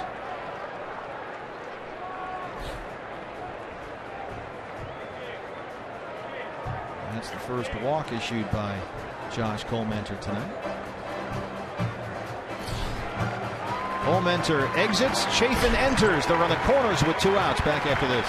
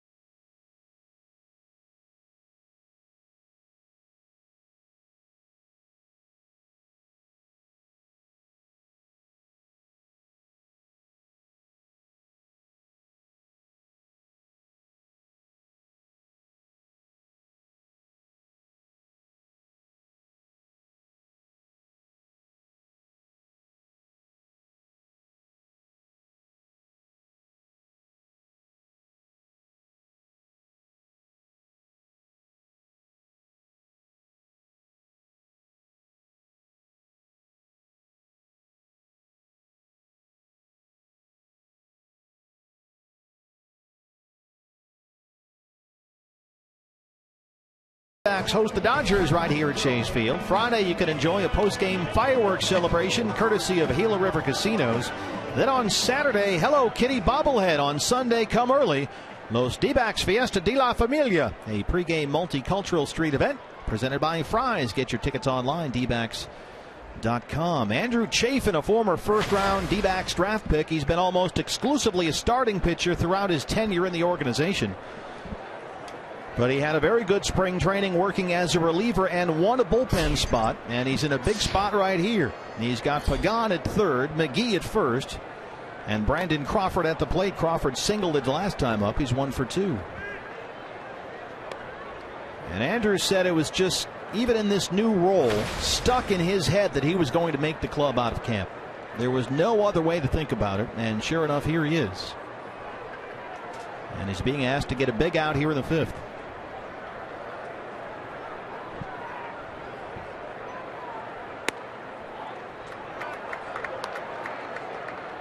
And that is, if you got a guy coming out of a bullpen in a big spot, you want him to have a mustache like that. Absolutely. That's a good look.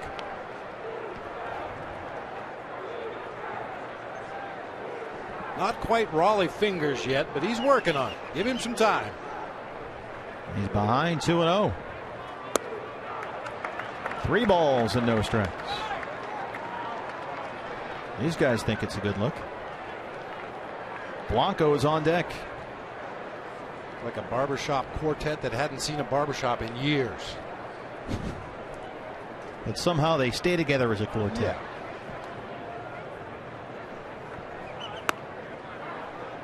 There's a strike, 3-1. These guys are at almost every game. They are big fans.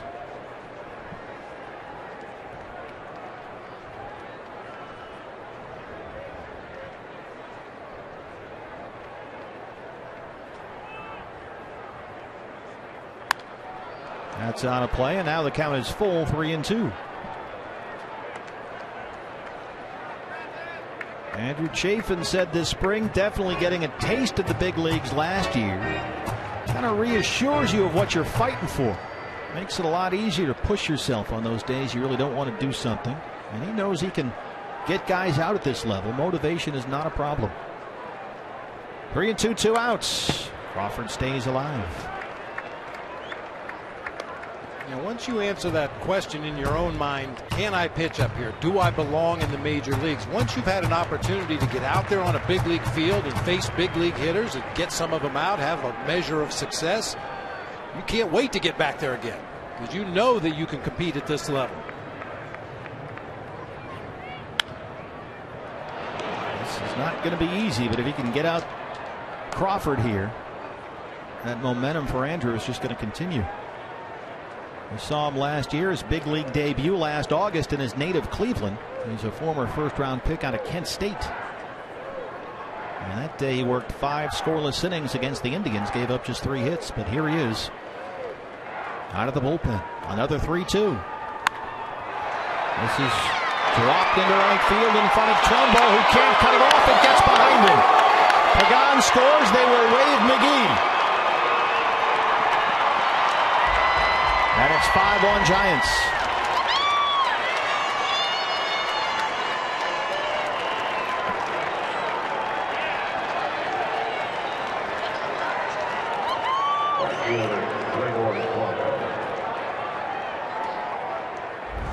Chafin tried to go to the slider right there. Brandon Crawford had fouled off a couple of tough fastballs, so he tried to fool him with the off-speed delivery. Unfortunately, caught too much of the plate. Just sneaks underneath the glove of Mark Trumbo out there in right field. That second hop kind of stayed down a little bit. Just didn't get the glove down there far enough. That's a 2-run double for Crawford, who gets to third on the error by Trumbo. Blanco lifts that in the air down the left field line, but it's on a play. So a double, 2 RBIs, and E9 puts Crawford at third. And it's 5-1 San Francisco.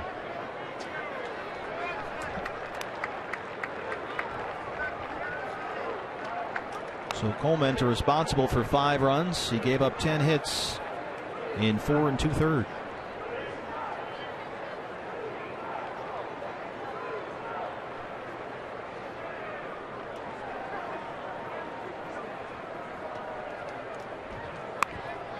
Pops up the bunt. Tuffy.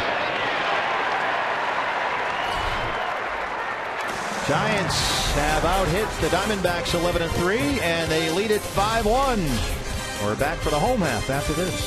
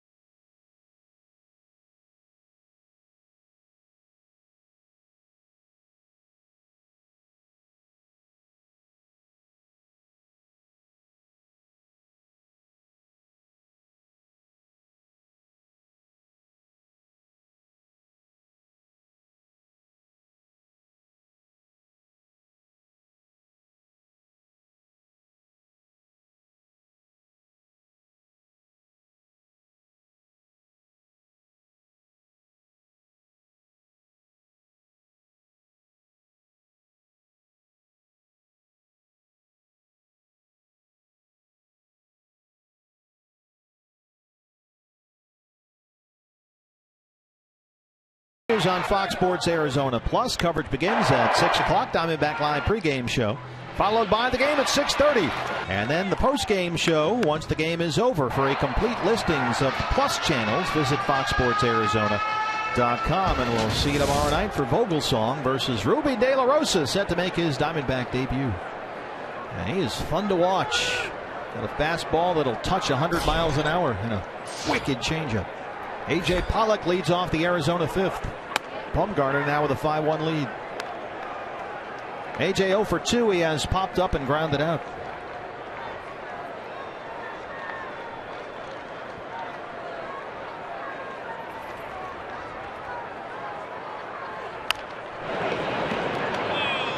Off the hands of Andy Green. Oh. Hello. Tough game. He got it.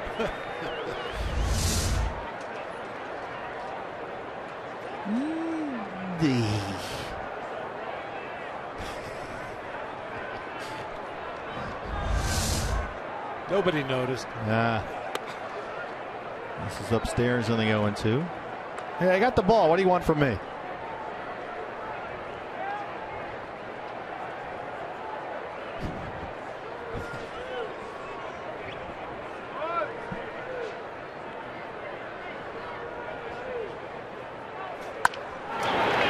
Base hit for Pollock. Down the right field line. Leadoff man aboard.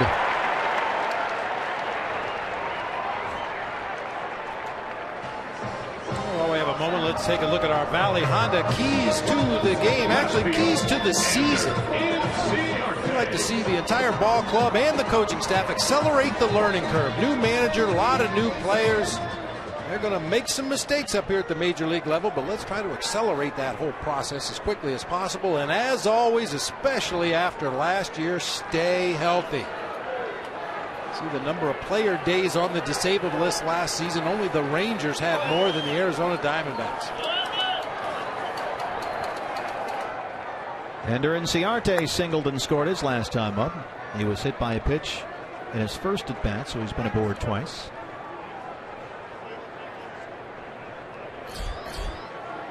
Goldie on deck. He's 0 for 2.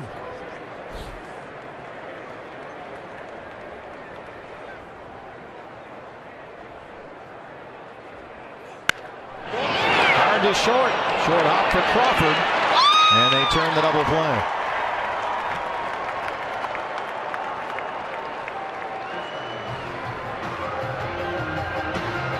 That guy can pick it down there. He really can. That's buzzard luck for Ender Inciarte. Got a good pitch to hit it extremely hard, but right at Brandon Crawford, who made the nice play on the short hop. And shuffles on to Joe Panik for the easy double play.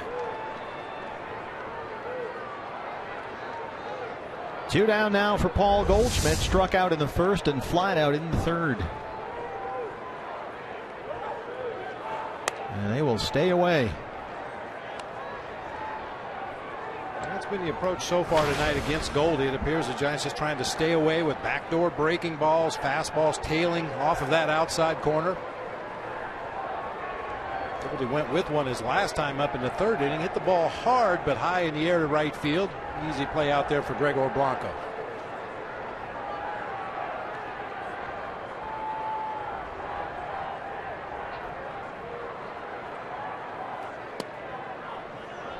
Two 2-0. Goldie got off to a relatively slow start this spring, then picked it up the last couple of weeks. Finished just over .290 with 3 homers.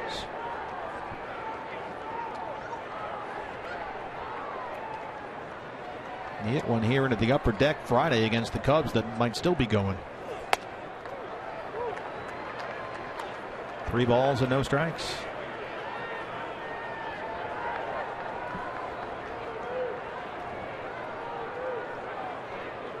Get one up there.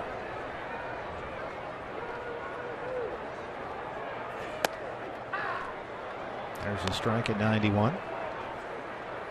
It's amazing, Bob Bumgarner, for a guy who's so effective, he's not getting it up there 98, 99. You don't see that. He's low 90s most of the time.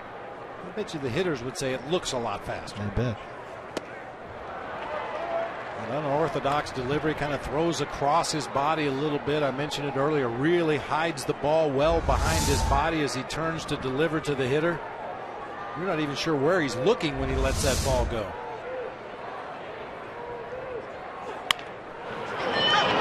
Roll to third, McGee.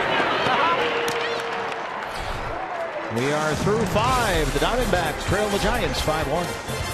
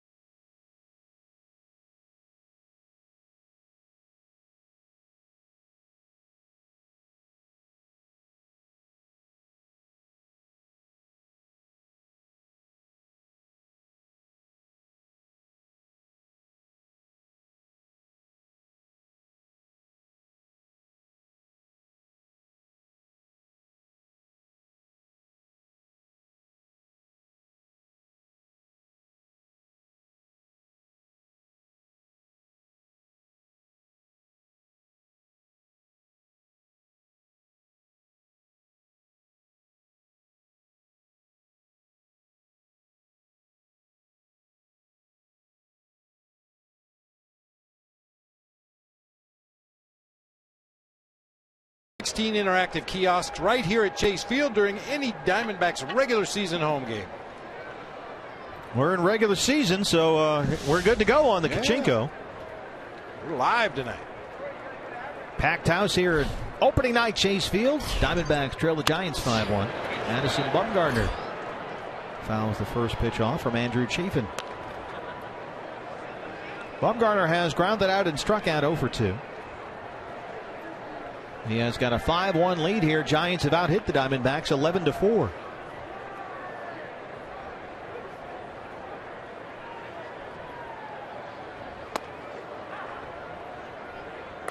There's a strike. Chafin jumps ahead 0-2.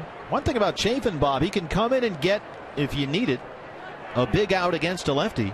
But he can also give you some length back there in that bullpen, being a former starter. And that's going to be very important. As I mentioned earlier, early in the season, starters rarely are going to get deep into the ball game. Pitch counts tend to creep up there a little bit sooner than you'd like in the ball game, and you're going to need 1 or 2 or maybe 3 relievers that can give you multiple innings if necessary.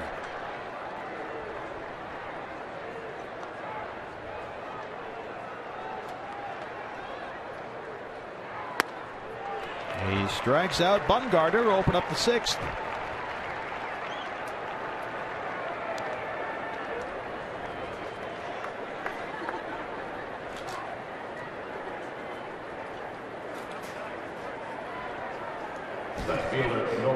Guy with the Bumgarner jersey wishes he was in that dugout. Man, if I could just get on the other side of this fence. So close. So close. Nori Aoki. 4th season in the big leagues, his first with the Giants. Came over from Japan in 2012. What a crowd here we have tonight. The roof open, the panels open. A beautiful night in downtown Phoenix, Arizona. In front of the 8th largest regular season crowd in the history of this ballpark. 49,043 on hand. So a great job by Diamondback Nation supporting their Diamondbacks. A lot of optimism about this season, and for good reason. Get the offense going here. Get back in this one. Oakland shoots it the other way down the left field line, and Ciarte's there in foul ground. 2 outs. Well, we talked about it many times in the past, partner. This is the best time of year. If you're a baseball fan, the weather is beautiful at night. Play with the roof and panels open. Just a comfortable evening out here in downtown Phoenix. That is Tony manning our camera from way up where they closed the roof on the little, well, I guess it's kind of like a train track with a catwalk, a big wheel. They actually had a rain delay, I saw today, Bob, in Miami where they have a roof.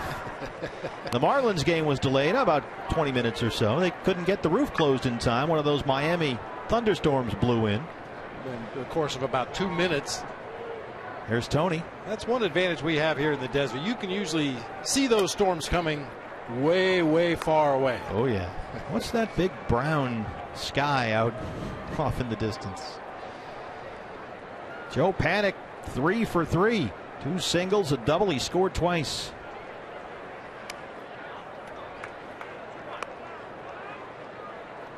And you get the feeling that this guy is going to be a tough out for years to come.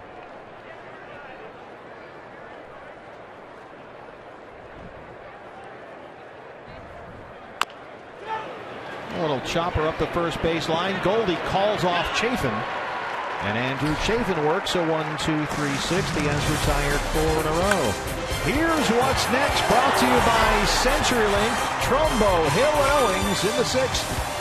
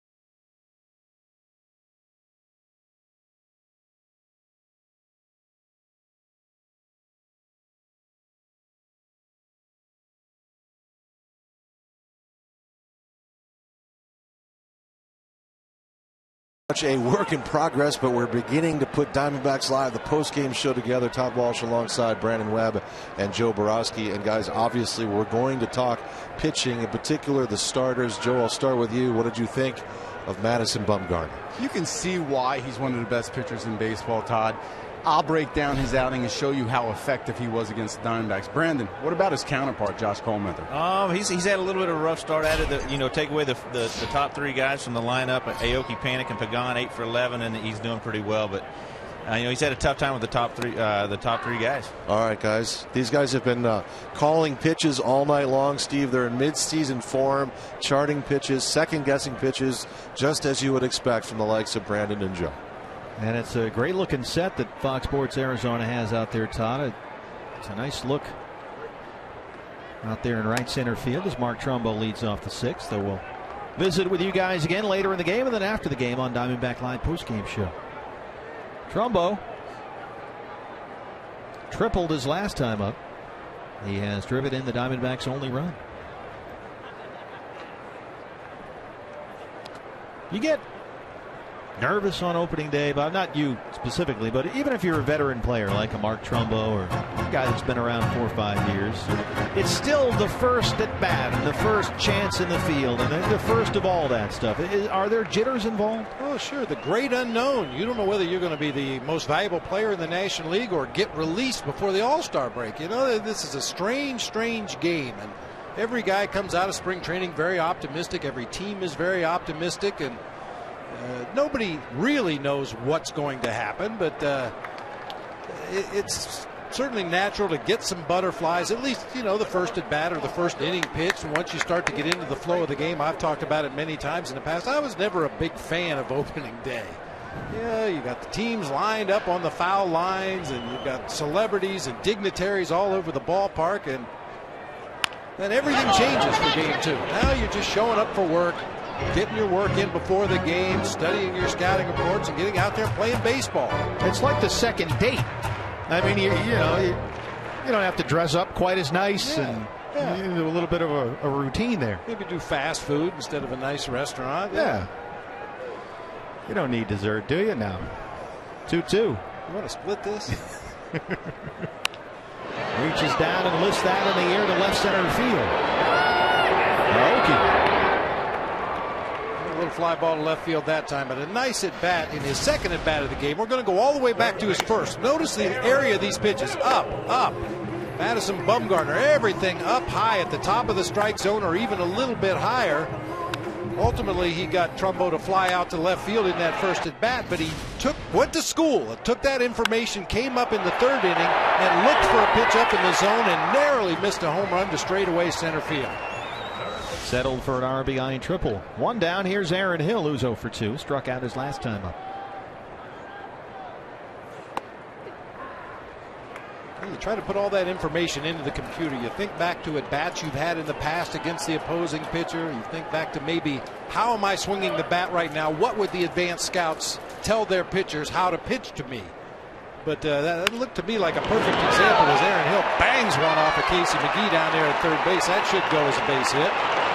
Crawford out there to play it in medium left field, and Aaron Hill's aboard. Just to finish, I thought Trumbo took that first at bat, saw a lot of pitches up around the letters, up at the top of the strike zone, and came up in his second at bat and looked for a pitch up there and absolutely clobbered it. A one-out base runner for Chris Owings. CO 0 for 2. He struck out his last time up. That's a big cookie. That is a serious cookie. That's a big, you know what that is? It's a big league cookie. Right behind home plate here at Chase Field. McGee one more time. He'll start the 5-4-3. They roll it, and that's the inning. We are through 6. D-backs trail the Giants 5-1.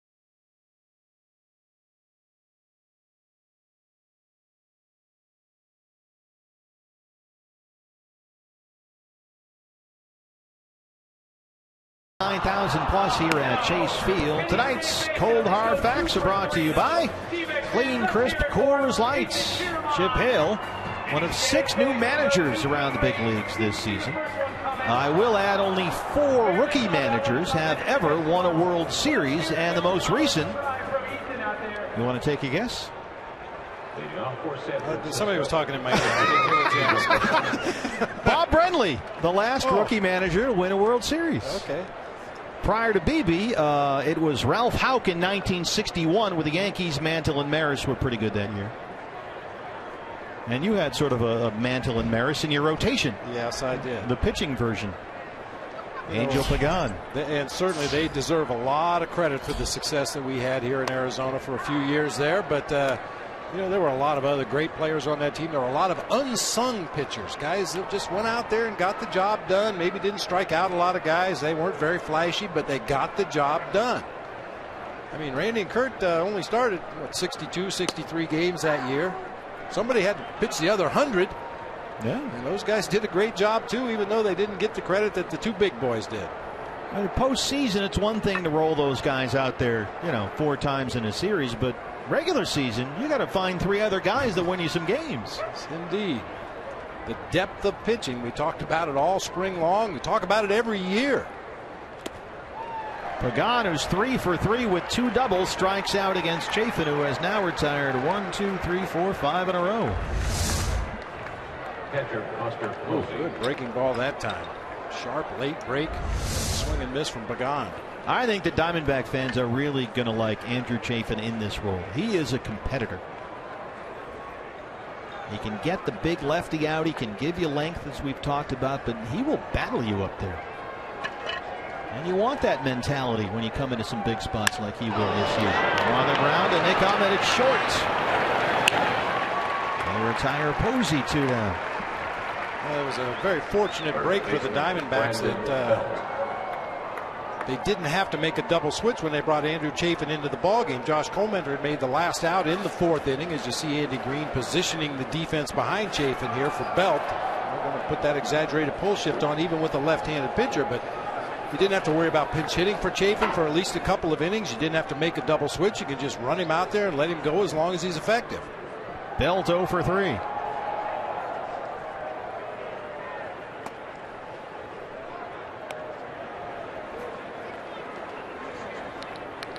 Giants fans with us today.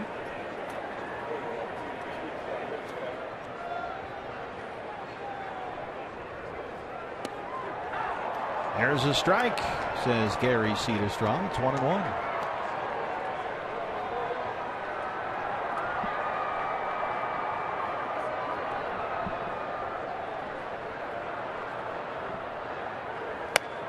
Big swing and a miss. A lot of people have said, a lot of scouts, that maybe Chafin profiles better in this role anyway. Because when you're only throwing 1 inning or so in this case, you maybe hump that fastball up there a little bit harder than you would if you were trying to go 5-6 innings. No reason to pace yourself. As a starting pitcher, sometimes you try to leave a little in the tank. Maybe you don't max out on every fastball. But, coming in out of the bullpen, especially a guy who's had experience as a starting pitcher, you have a tendency, maybe because of adrenaline or maybe because of your new role, to throw a little bit harder. This is away, and it's full, 3-2. And you saw that graphic a moment ago about the shifts in Major League Baseball. You go back to the 2010 season, less than 2,500 shifts all around Major League Baseball, over 13,000 last year, and I have a feeling that number is going to jump even more. And the Diamondbacks are all in on that. That one is fouled off. And Dr. Ed Lewis, who runs the new analytics department here, works very closely with Andy Green, gives him all the data, all the info, and then Andy positions everybody. 2 down, another 3-2 to Brandon Belt.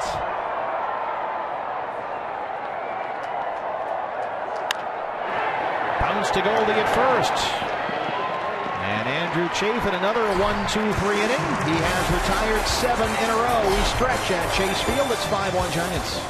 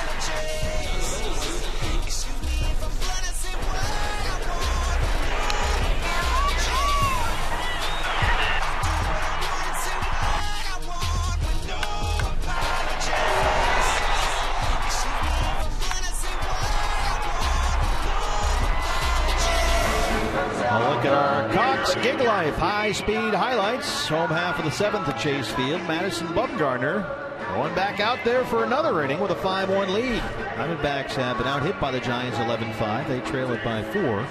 Tuffy goes to wish Nick Ahmed in the pitcher spot, due up in the home half of the 7th. Honeymooners! Norton.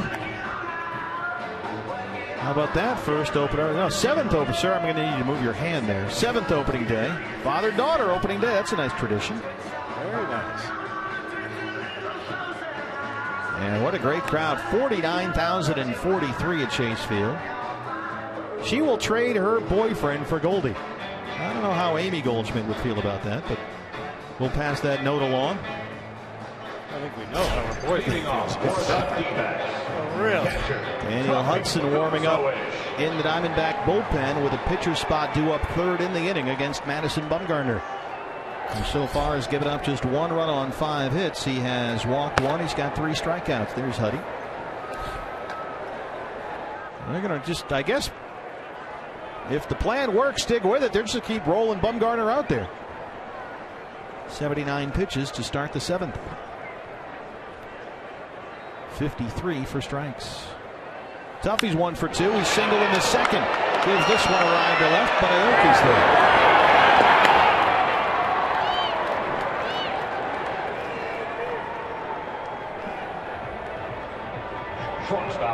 Hey fans, anytime the D-backs score 5 runs or more, that's right, 5 runs or more, Taco Bell is giving away 3 free tacos with the purchase of a large drink between 4 and 6 the following day at participating locations. You know, there's no accounting for physiology. Everybody's is different, and everybody's trying to figure out what's the deal with all the Tommy John cases all over the major leagues. And Bumgarner just might be one of those guys that you just do this all the time. And he says he couldn't pay any less attention to the concern over his innings workload. And he said, look, back in 2010, it was the same deal. He was supposed to get hurt. And that year, he upped his innings total by nearly 100 over the previous season. And that was at the tender age of 21 when you're not supposed to do that. But clearly, it didn't hurt him. He's, as I mentioned, has an unusual delivery. Doesn't really put a lot of undue pressure on his elbow. Kind of slings the ball up there to home plate with that long arm delivery. Maybe takes off some of the pressure that other guys succumb to with that Tommy John surgery. Pitcher spot is due up next, as we mentioned, and you can see Jordan Pacheco in the on-deck circle. He will hit for Chafin. Very quiet with his lower body. A high leg kick to close that top half. Turns his back almost completely to the hitter before wheeling around and slinging that ball toward home plate.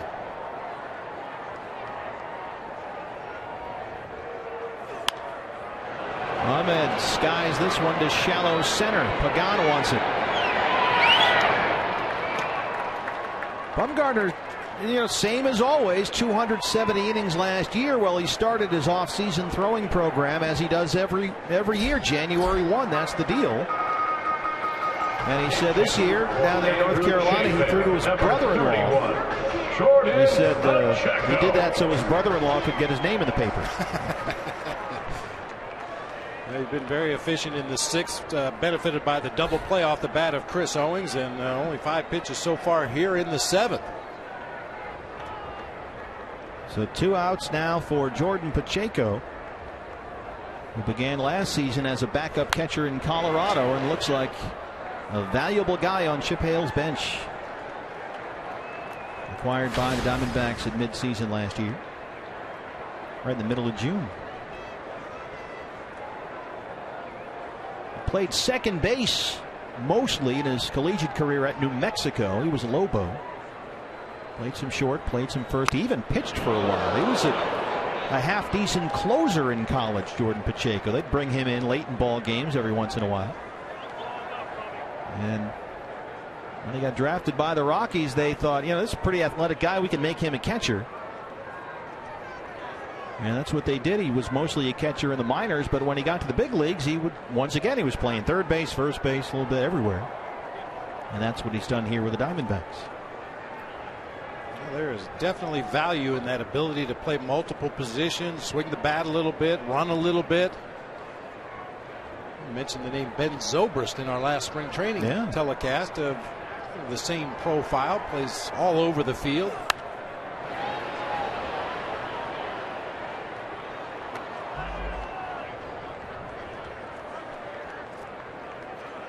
Jordan got his first call up to the big leagues at the end of the 2011 season. Made his major league debut against the Diamondbacks.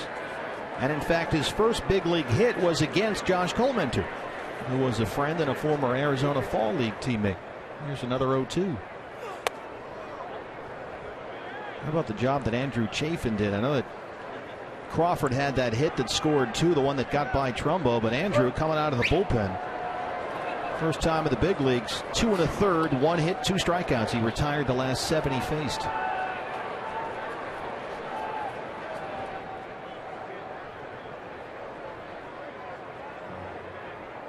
And we're here at the pitcher spot right now. You'd like to think that if he's efficient with his pitches, Daniel Hudson could come in and give you a couple of innings and end up pitching only 3 pitchers in this ball game rather than 4 or 5 or 6 to get through, because Andrew Chafin was able to do what he did in this game. That's another thing Jordan Pacheco is known for. He'll give you a professional at bat. He knows his own strike zone. He knows what he can handle, what he can't handle. He'll foul off those borderline pitches to stay alive in the count. And if the pitcher would happen to make a mistake, he sprays it all over the field. 2-2 pitch. And it's full. A.J. Pollock, the leadoff man, on deck. And Bumgarner now at 90 pitches, 60 strikes. A.J. singled his last time up. 27 hitters in the game so far for the Diamondbacks. 14 of them have seen 3 or fewer pitches. However, 4 hits when they swing at that first pitch, but they've also grounded into 2 double plays. Giants bullpen quiet. Here's the 3-2. Pacheco knocks it into left for a 2-out single.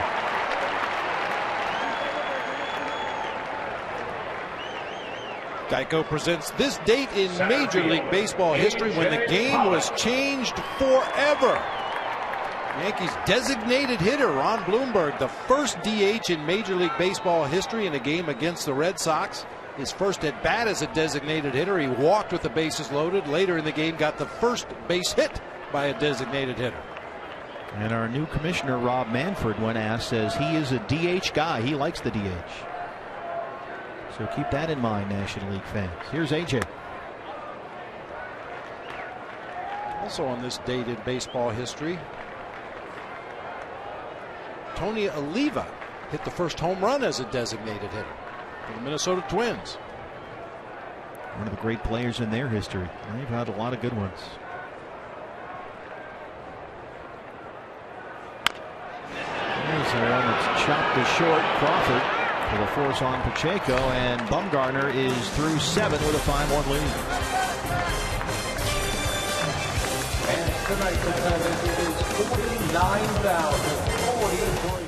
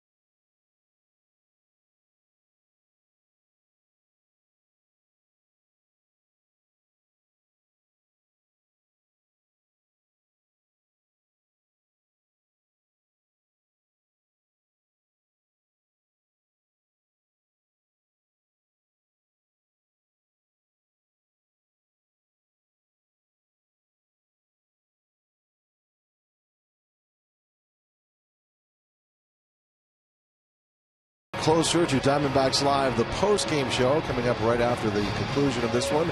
Todd Walsh, along with Joel Borowski and Brandon Webb, once again, will continue on the theme of pitching. We believe that Andrew Chafin will come up at some point during the show. Do you like his stuff?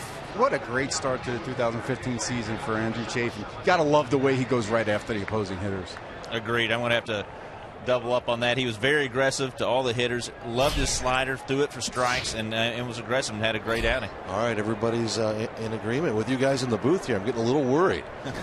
Lots of love. Let's keep this rolling, Tom. Okay. All right, I'm in, guys. Nice. All right. And look who's out there on the mound. Daniel Hudson, as McGee flares one the other way into right for his second hit tonight. Daniel Hudson, the long road back, finally found a finish line last September in San Diego when he made his first appearance on a big league mound in nearly 800 days following 2 Tommy John surgeries. And he will spend this year in the bullpen, hoping to get in somewhere between 80 and 100 innings this season. It's been an amazing comeback. It's been 2 amazing comebacks, for that matter, for Daniel Hudson. He said after the first Tommy John surgery, he slightly tweaked his mechanics. After the second one, he changed them completely. McGee aboard. Brandon Crawford. Crawford singled in the 4th, had a 2-run double in the 5th. It's funny, it's part of his concession to the 2 elbow injuries.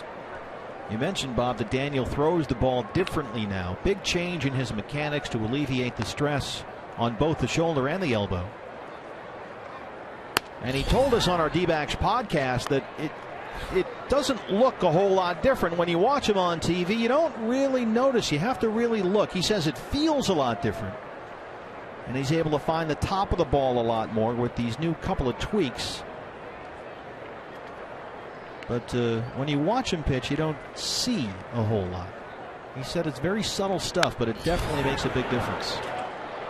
You bring up a perfect word to describe the adjustments you have to make in the big leagues. They're subtle. You know, if a guy's struggling at the plate, you don't see them suddenly go from a closed stance to an open stance or high hands to low hands.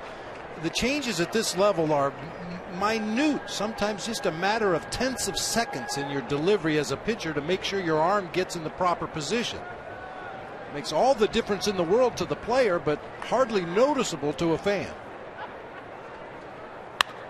Crawford reaches down and pokes the 1-2 pitch to center field, and AJ's there in the gap for the first out here in the 8th. McGee back to the bag. Hey fans, when the D-backs win, you win at Papa John's. The day after every Diamondbacks win, you get 50% off your regular menu price online order at Papa John's. Enter promo code DBACKS50 at papajohns.com. Daniel Hudson admits he doesn't believe he'll ever stop thinking about another occurrence of the elbow injuries that have haunted him the last couple of seasons. And he says, I thought this was pretty candid of him, actually. For the most part, it's just always going to be there in the back of the mind somewhere. It's Blanco to pop the first pitch up to Aaron Hill at 3rd. 2 down. Lefty Javier Lopez is warming up in the Giant bullpen.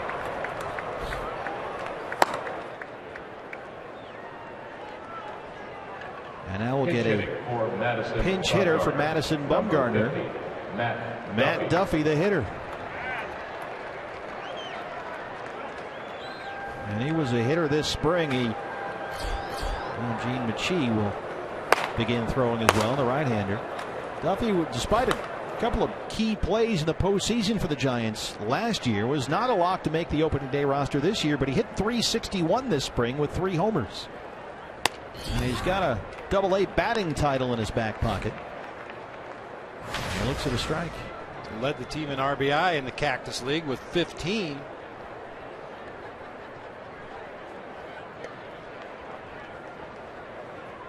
It's a guy who was fitted for a World Series ring before he even went through his first big league spring training camp. Not bad. Diamondbacks Live with Todd Walsh, Joe Borowski, Brandon Webb follows our ball game here on Fox Sports Arizona. It's funny because Duffy, you know, he's in big league camp. He's getting a ring, but he's got to ask veterans, hey, you know, where do I go? What do I do? There's a strike, 1-2. And he said it was a reminder that, I'm kind of still pretty new to all this stuff. He was in minor league camp last spring, so he's come a long way.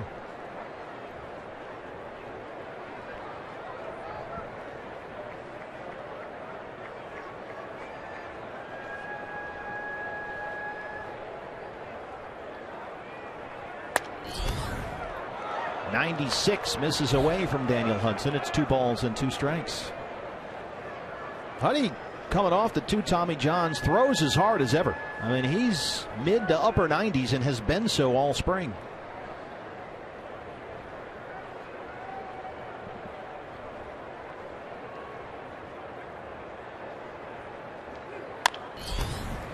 Over the head of Goldie and into right.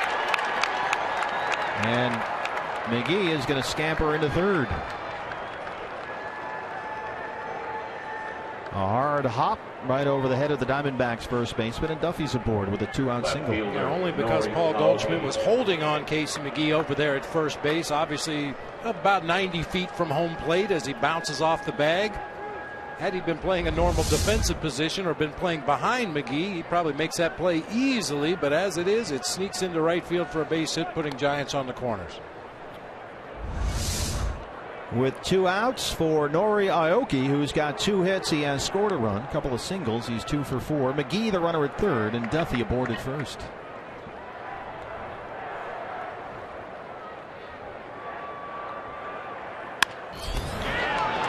Along the left field line, Ender on the run, and foul ground, and he's got it. And Daniel Hudson strands 2, bottom 8 coming up. D-backs need some runs, down 4.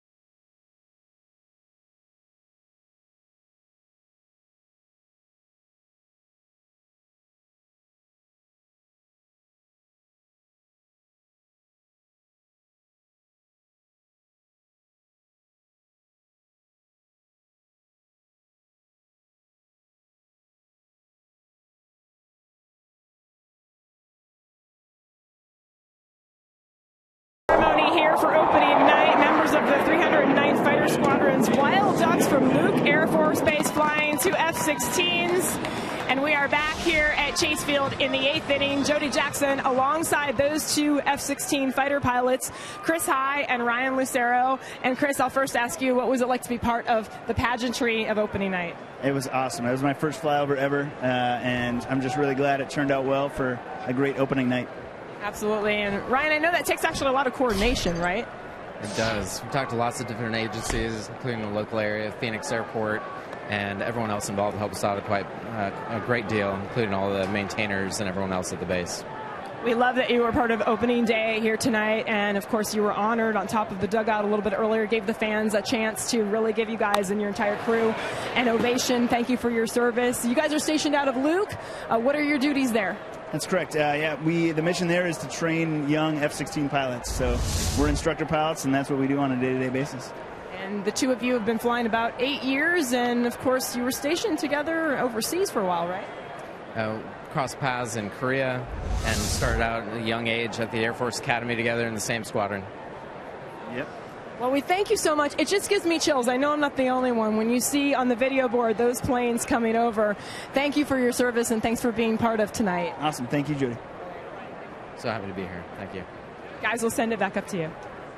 And thanks from us as well up here in the booth, Jody, as Ender Inciarte rolls one up the middle for a base hit to lead off the 8th against new Giant pitcher Javier Lopez, the left-hander, and with a whole bunch of righties coming up, that may be it for Lopez. In fact, here comes Bruce Bochy. That speaks to the respect that Bruce Bochy has for Ender Inciarte, that he brought in a lefty just to face him. Now he's going to match up the rest of the way. Gene Michie, the right-hander, is coming in. Ender's aboard to lead off the 8th. We're back in a moment.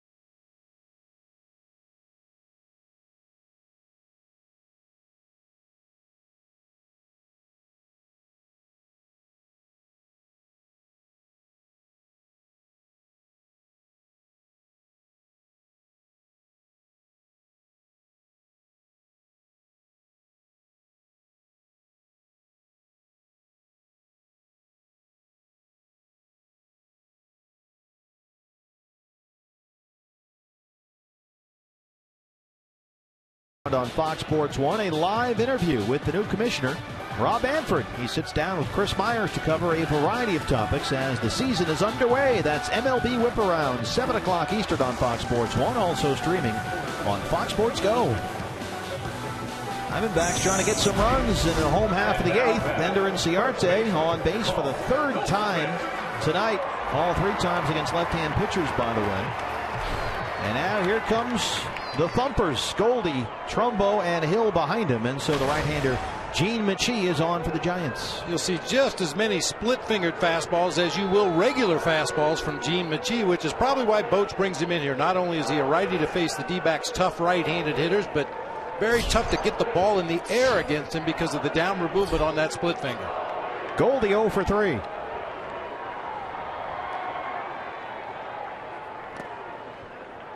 Bounces one, and Ender's going to get second base as Buster can't find it back there. Conference time. Not sure if that was a cross-up. Buster had no idea where the ball was after it hit his glove. Maybe he was expecting a slider the way he was kind of leaning to the outside part of the plate and then had to go back to the inside. Looked like a splitter in the dirt that time.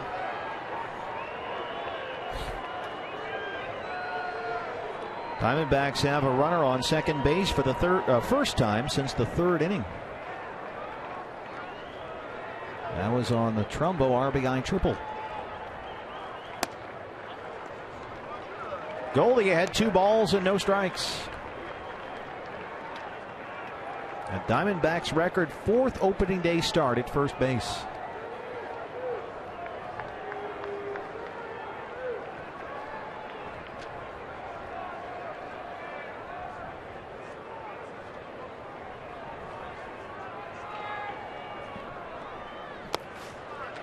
Boy, and the cheese all over the place here. It's 3-0.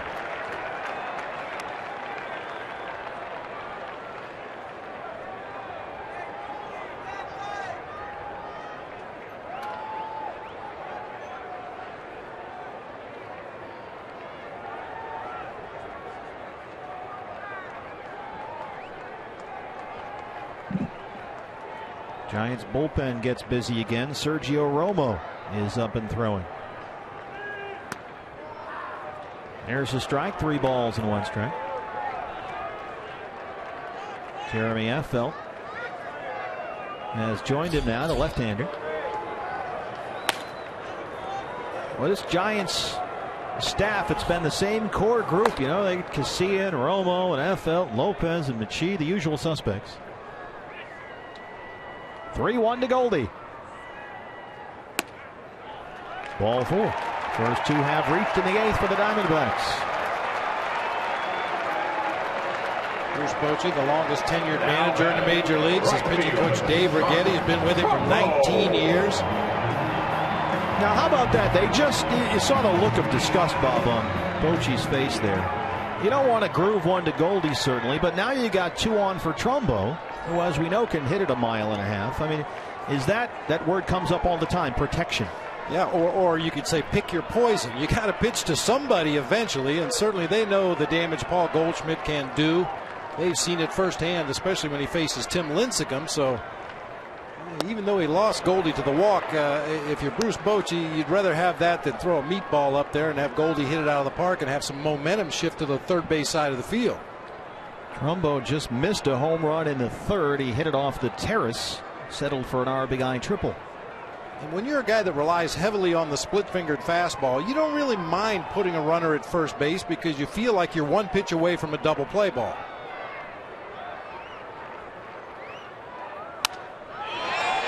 In the air, short right. Here comes Blanco. 1 out. Hey, partner, I know you saw it before the ball game. The Diamondbacks had a really touching tribute to longtime Giants announcer and Ford Frick winner Lon Simmons before the game. Lon was just one of the greats. He was the very first announcer for the Giants when they moved west in 1958. There he is with Al Michaels. How about that? Yeah, 3 separate stints as an announcer for the Giants. There he is with old Blue Eyes. Also moved across the bay, did some games for the Oakland A's. It's been a tough winter for the Giants. Not only did they lose Lon Simmons, they lost the general manager, Al Rosen, who was the GM when I played for the Giants. Aaron Hill knocks one into center. They're going to stop Inciarte at 3rd, and the Diamondbacks have the bases loaded with 1 out. And the tying run will come to the plate.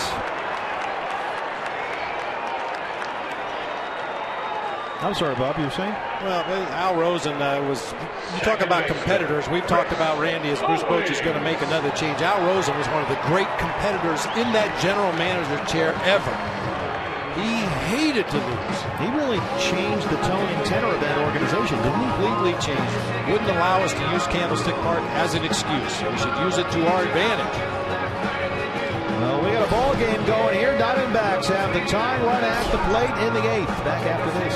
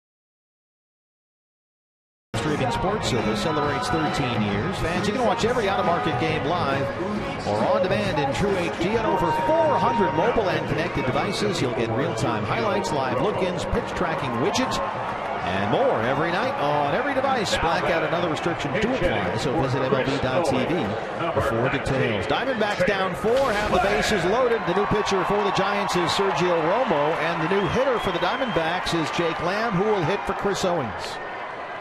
You've got Inciarte, the runner at third, Goldschmidt at second, and Aaron Hill at first.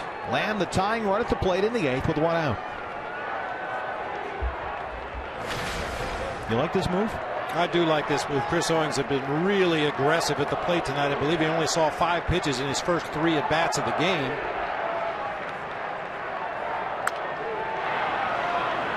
Romo's a guy that everybody in the National League knows. He relies heavily on that slider, which is deadly effective against right-handed hitters, not so much against lefties. You may force him to go to his second best pitch, which is that tailing fastball.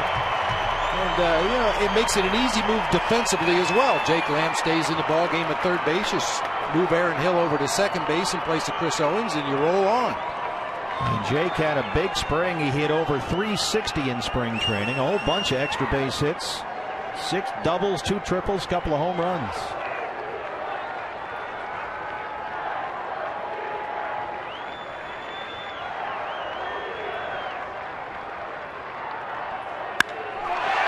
Drives it to center, and that ball is off the wall. Inciarte will score. Goldie will score. Here comes Hill, and it's a 3-run double for Jake Lamb.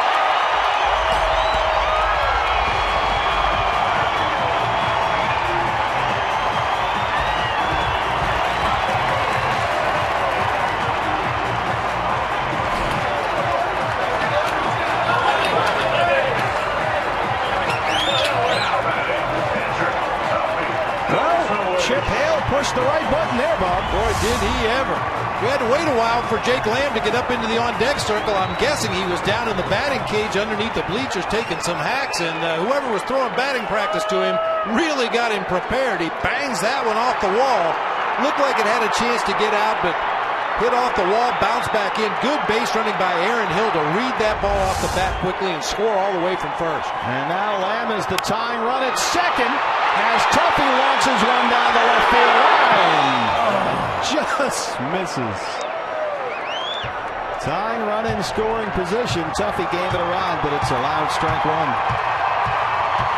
What a ball game here. 49,000 plus. The Diamondbacks have battled back.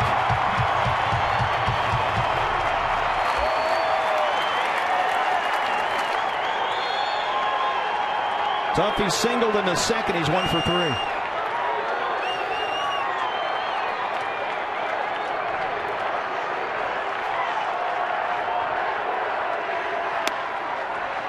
Drops that one in there for a strike. 0-2. And with Romo, it's a slider, slider, slider, and then probably a slider. And usually when he does throw a fastball, it's nowhere you can hit it. He just shows it to you to plant that seed in your head that maybe he'll throw me another fastball, but it's very unlikely that he will. This place has come alive. 0-2 now to Tuffy. Ahmed is on deck.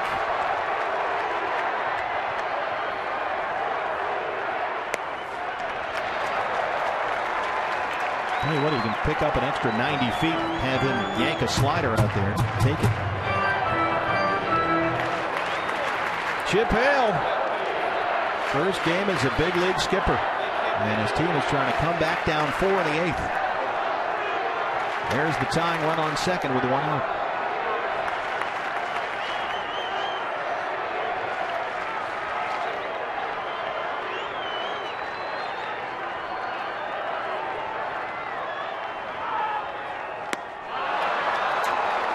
Two down.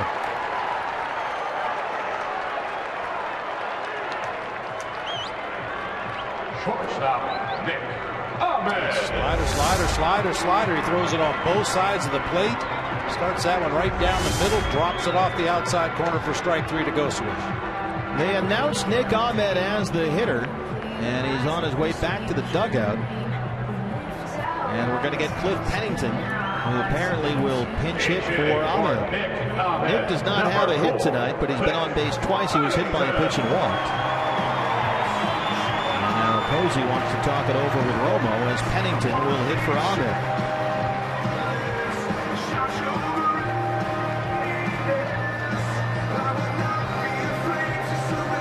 Cliff Pennington, it was a slow spring for Cliff. He was 3 for 34. Tying run on second. 2 down in the 8th.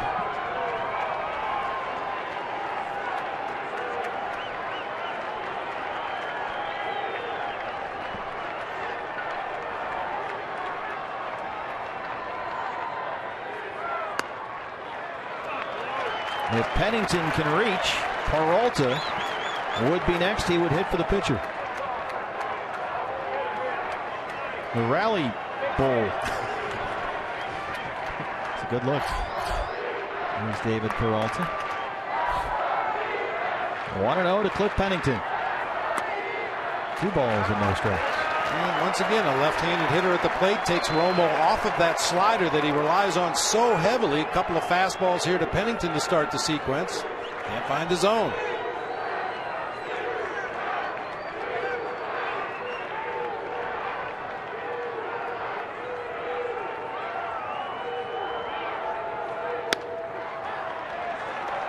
Finds it there, 2-1. When he needs to throw a strike, he goes to the slider.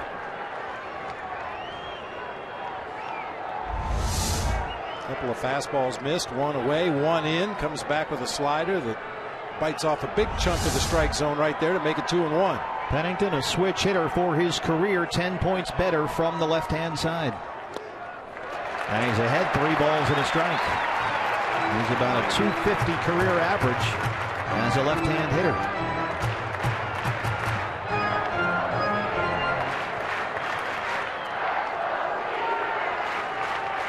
I don't know. I was a .248 lifetime hitter, but if I'm Cliff Pennington, I'm looking slider right here, 3-1. He's got a base open. It's the only thing he can throw for a strike. So far, it's been the only pitch he's been able to throw for a strike. I'm sure they don't want to give Peralta a clean look up there. They have had Athel warming, the left-hander.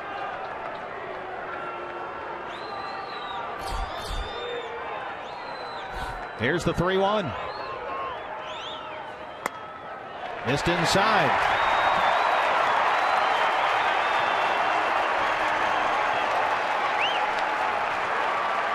So now you got the tying run at second, the go-ahead run at first. And here comes David Peralta. He will hit for Hudson. Bruce Bochy. Reach to Peralta is announced. And it looks like he'll go to get Romo. Drama at Chase, back in a moment.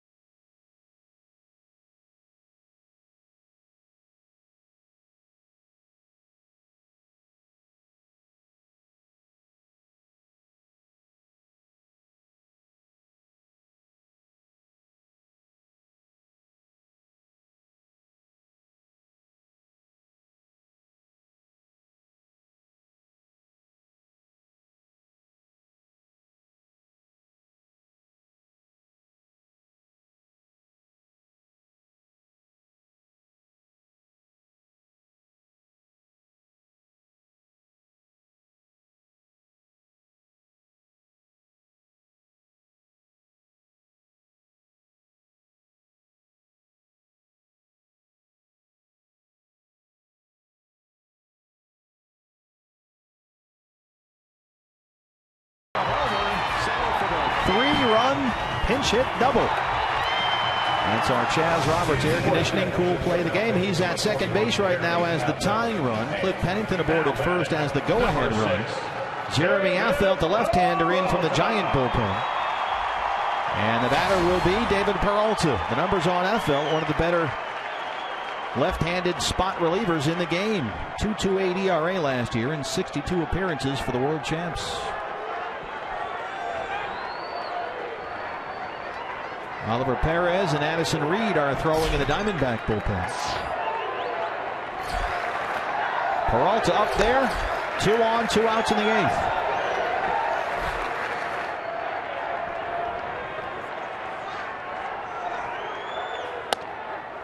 There's a strike on 1.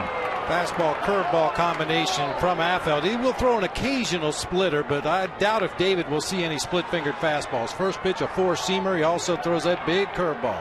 And that 197 batting average last year against left-hand pitching, the reason David was not in the starting lineup tonight against Madison Bumgarner. He struggled versus lefties last year. And he's back even here, a ball and a strike. He played winter ball in his native Venezuela, looking for at-bats against left-hand pitchers for just these situations.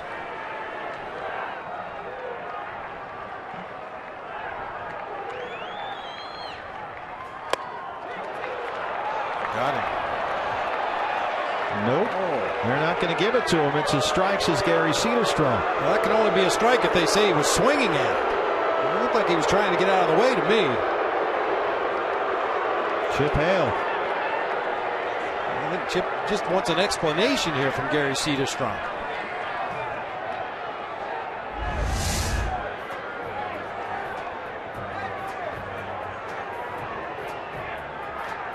Looked like a good acting job by David, but I think Cedarstrom got it right.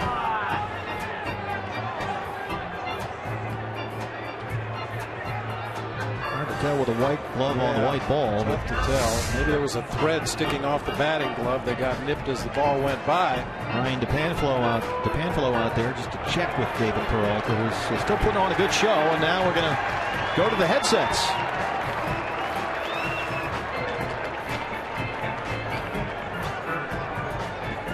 You can challenge hit by pitch. Gary Cedarstrom, they're not putting on the headsets just yet. They just checked down at third with Quinn Walcott, who says that Peralta did not go around. 5 minutes after he saw it, I mean. Yeah, thanks for checking. Yeah. So 1-2, and this is a Diamondback challenge. Ladies and gentlemen, the previous play is under official video. And this is another replay review brought to us by Mix One. The Arizona Diamondbacks. The call on the field was that the previous pitch was a strike. Now, there's no question he did not swing. There could be a question if the ball hit the knob of the bat instead of the hand. And even if he doesn't swing and the ball hits the knob of the bat, that would be considered a foul tip. And again, batter hit by pitch is subject to the replay procedures. If that ball hits his hand right there, it's a hit by pitch. If it hits the knob of the bat, it's just a foul ball. But Gary Cedarstrom behind the plate immediately signaled for a foul tip into the glove of Buster Posey. And again, the umpires here at Chase Field do not make this call. This is called by the staff at New York, at Major League Baseball Advanced Media Headquarters, or PAM. I mean, it's so subtle. You have to watch for a change in direction in the ball and watch where Buster Posey's glove goes. He's going to try to center that in the pocket of his glove, and it hits down near the palm a little bit. That sometimes you can see how the catcher catches the ball will help you determine whether it was deflected at all by the batter or the bat. You like the challenge by Chip here? Yeah, I mean, why not? We're in the 8th inning, got a little momentum going here. You got runners in scoring position. I have no issue with this one whatsoever.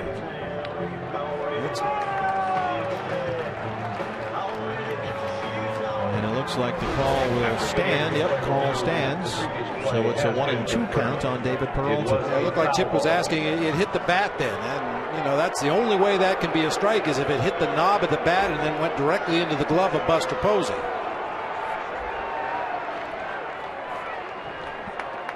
And we'll keep track all season long. Another replay review brought to you by Mix One. 1-2 to Peralta. Stays alive. All fastballs so far from Jeremy Affeldt, but now ahead in the count. This is where he might play around a little bit with David, drop a curveball in the dirt off that outside corner and try to get Peralta to fish for one.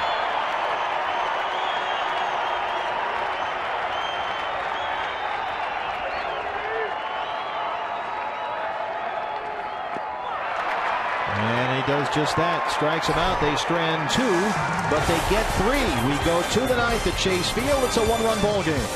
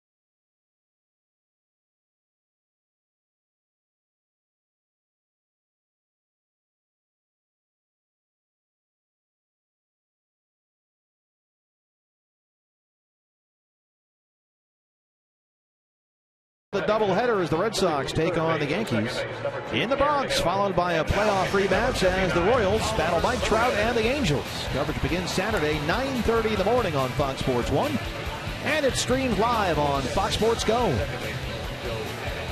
We are in the 9th in what is now a 1-run ball game. Diamondbacks trail at 5-4. The new pitcher is the veteran left-hander Oliver Perez.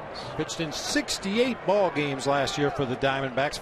Sparkling ERA of 2.91. He was equally effective against righties and lefties last season. Tall order here, though, facing the 2, 3, 4, 5 hitters, possibly in the middle of the Giants order, rather. Defensive changes behind Oliver Perez. Aaron Hill moves from third base to second, replacing Chris Owings. Cliff Pennington takes over at short for Nick Ahmed, and Jake Lamb, who had that big 3-run double, is in there at third. Mentioned Jake Lamb, who had that big hit in the last half inning. That is just the 5th pinch hit 3-run double in Diamondback history, and the first since the 4th of July 2009. Chris Young got one. There's a strike, 1-1. Joe Panik, 3 hits, singled in the first, doubled and scored in the third, singled and scored in the 5th. 3 for 4.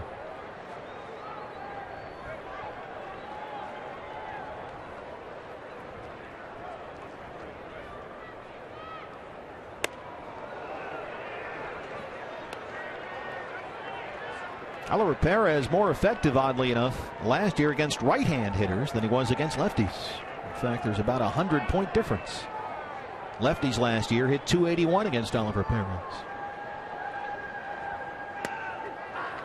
Gets the strike there. It's 2-2. A little bit of a knee-buckling curveball that time. That ball started right at Joe Panik and dropped over the inside part of the plate for a called strike.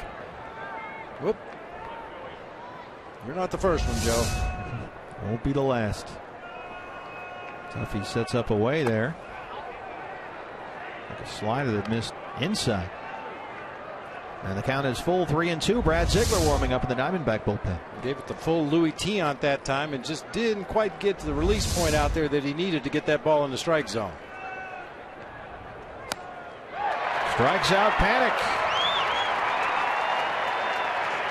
One down in the 9th. Here's Pagan. Center fielder Angel. That's something a crafty veteran will do out there on the mound, especially against a young, inexperienced hitter.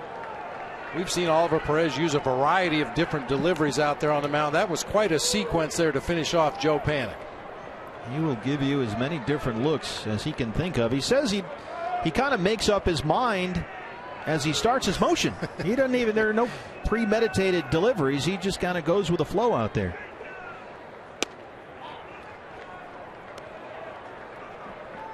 Pagan's had a big night. 3 for 4, couple of doubles. He's driven in 2.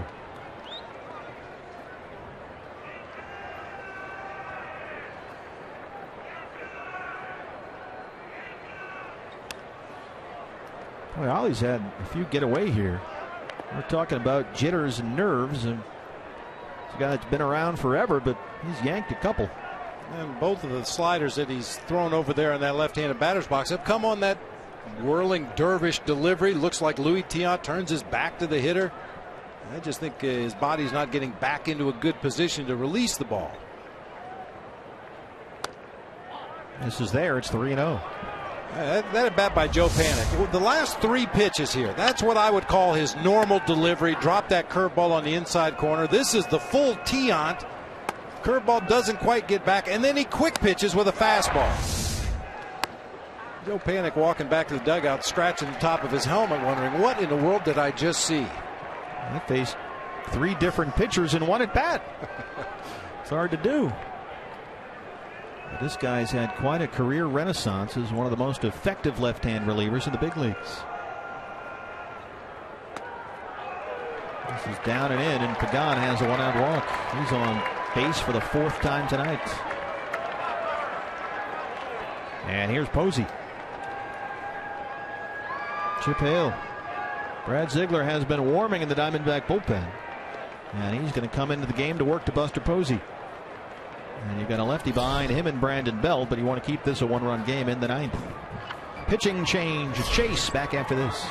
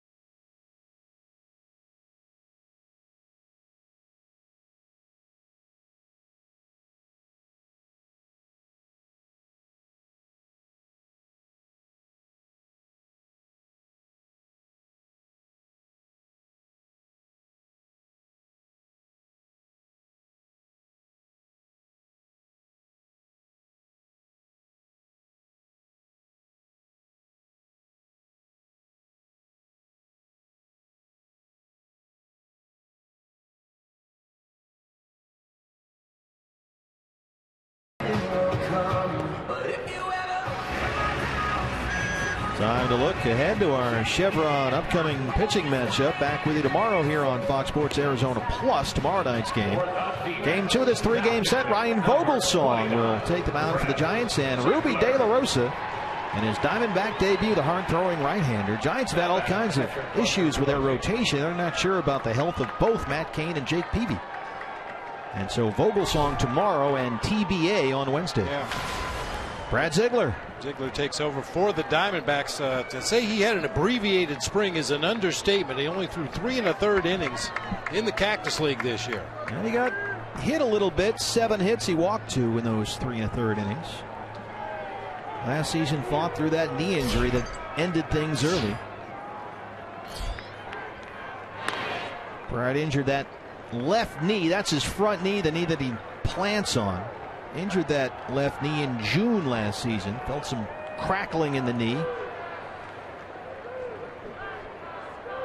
And then increasing knee pain and fluid. Finally had to be shut down right after Labor Day and needed microfracture surgery. They went in. They weren't sure what they were going to find. That was performed by Dr. Lee in Phoenix. And when Brad woke up, they said, well, we got good news and bad news. Good news is you're doing fine. Bad news is we had to do microfracture, and that's 8 months of rehab and grueling rehab. There was almost no cartilage in there. It was all bone on bone. And watch how much. The reason Bobby told me is that it's the pressure that's on that front leg because he bends so much with his delivery.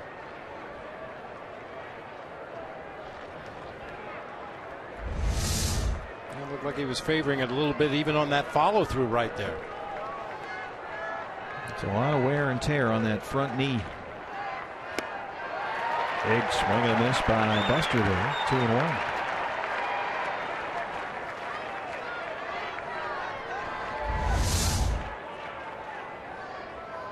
Brad didn't pitch. I'm sorry, Bob. I was going to say he didn't pitch in a spring training game until March 22nd, so he might still be playing catch up here.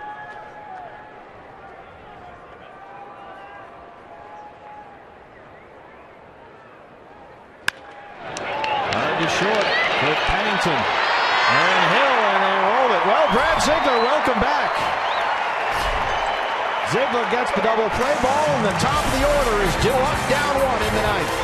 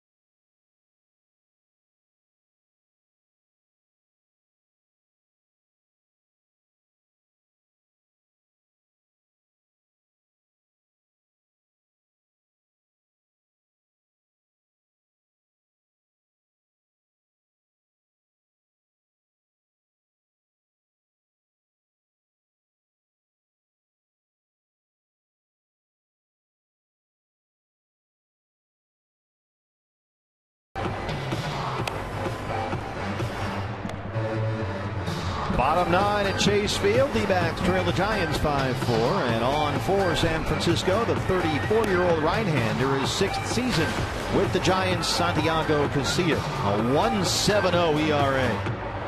54 appearances last year.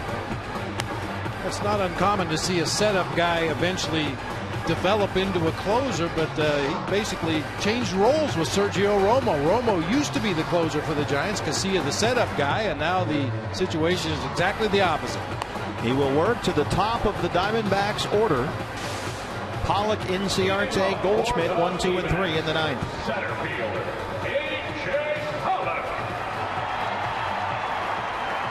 AJ 1 for 4. He singled in the 5th.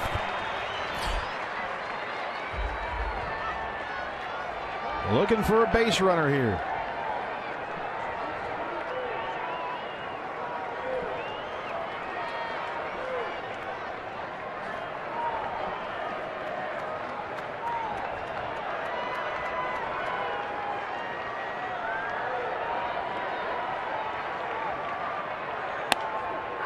There's a strike, 0-1.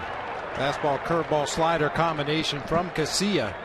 You know, you set your lineup with the idea, with thought that this might be the only time of the game is the first inning when you actually start with your leadoff guy. But here it is in a one-run game in the 9th inning, and it happens to roll around that you've got your leadoff guy, A.J. Pollock, leading off the inning. Drops the off-speed pitch in there for a strike, and quickly A.J.'s down 0-2. Then Ciarte on deck. Trouble looms after that. Broken bat, little flare, short right. Panic is there, 1 away.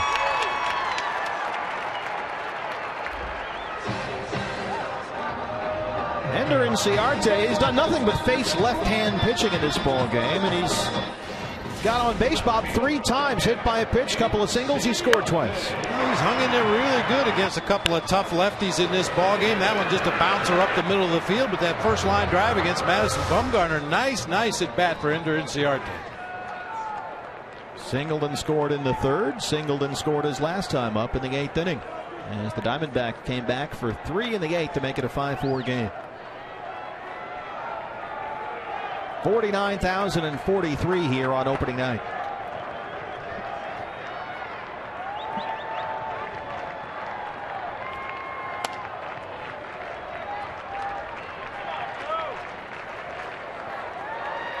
McGee a step or 2, maybe a half a step in on the grass at 3rd.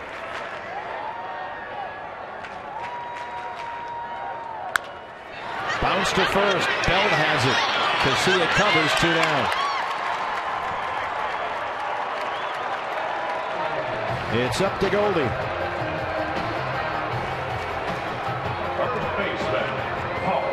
Goldie walked and scored his last time up. He's 0 for 3.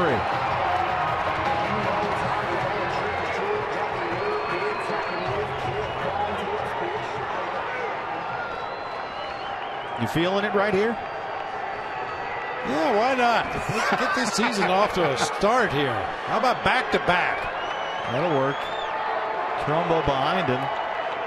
Should Goldschmidt reach?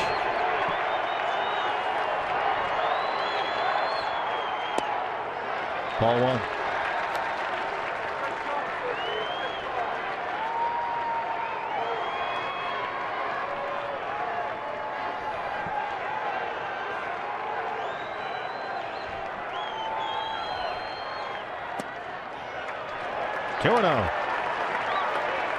Front door slider right there.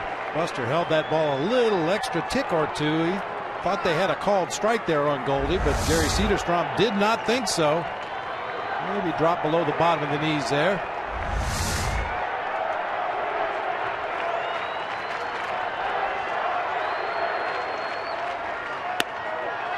There's a strike, 2-1.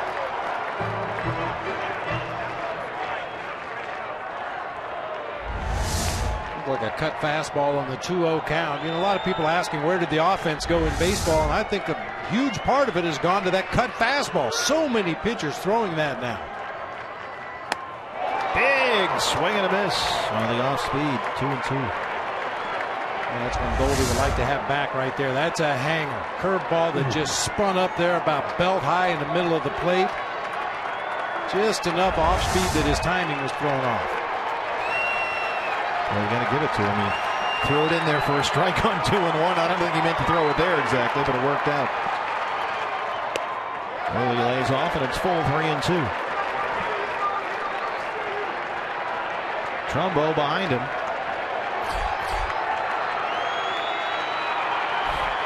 He would be the winning run. 3 balls, 2 strikes, 2 outs.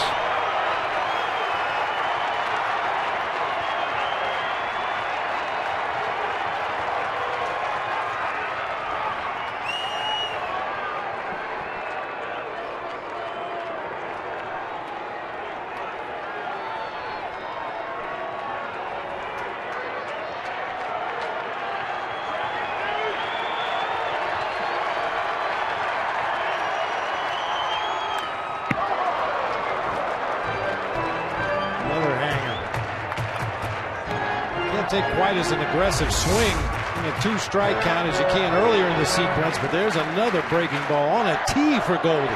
Just missed that one. Third time's the charm, maybe. Try it one more time.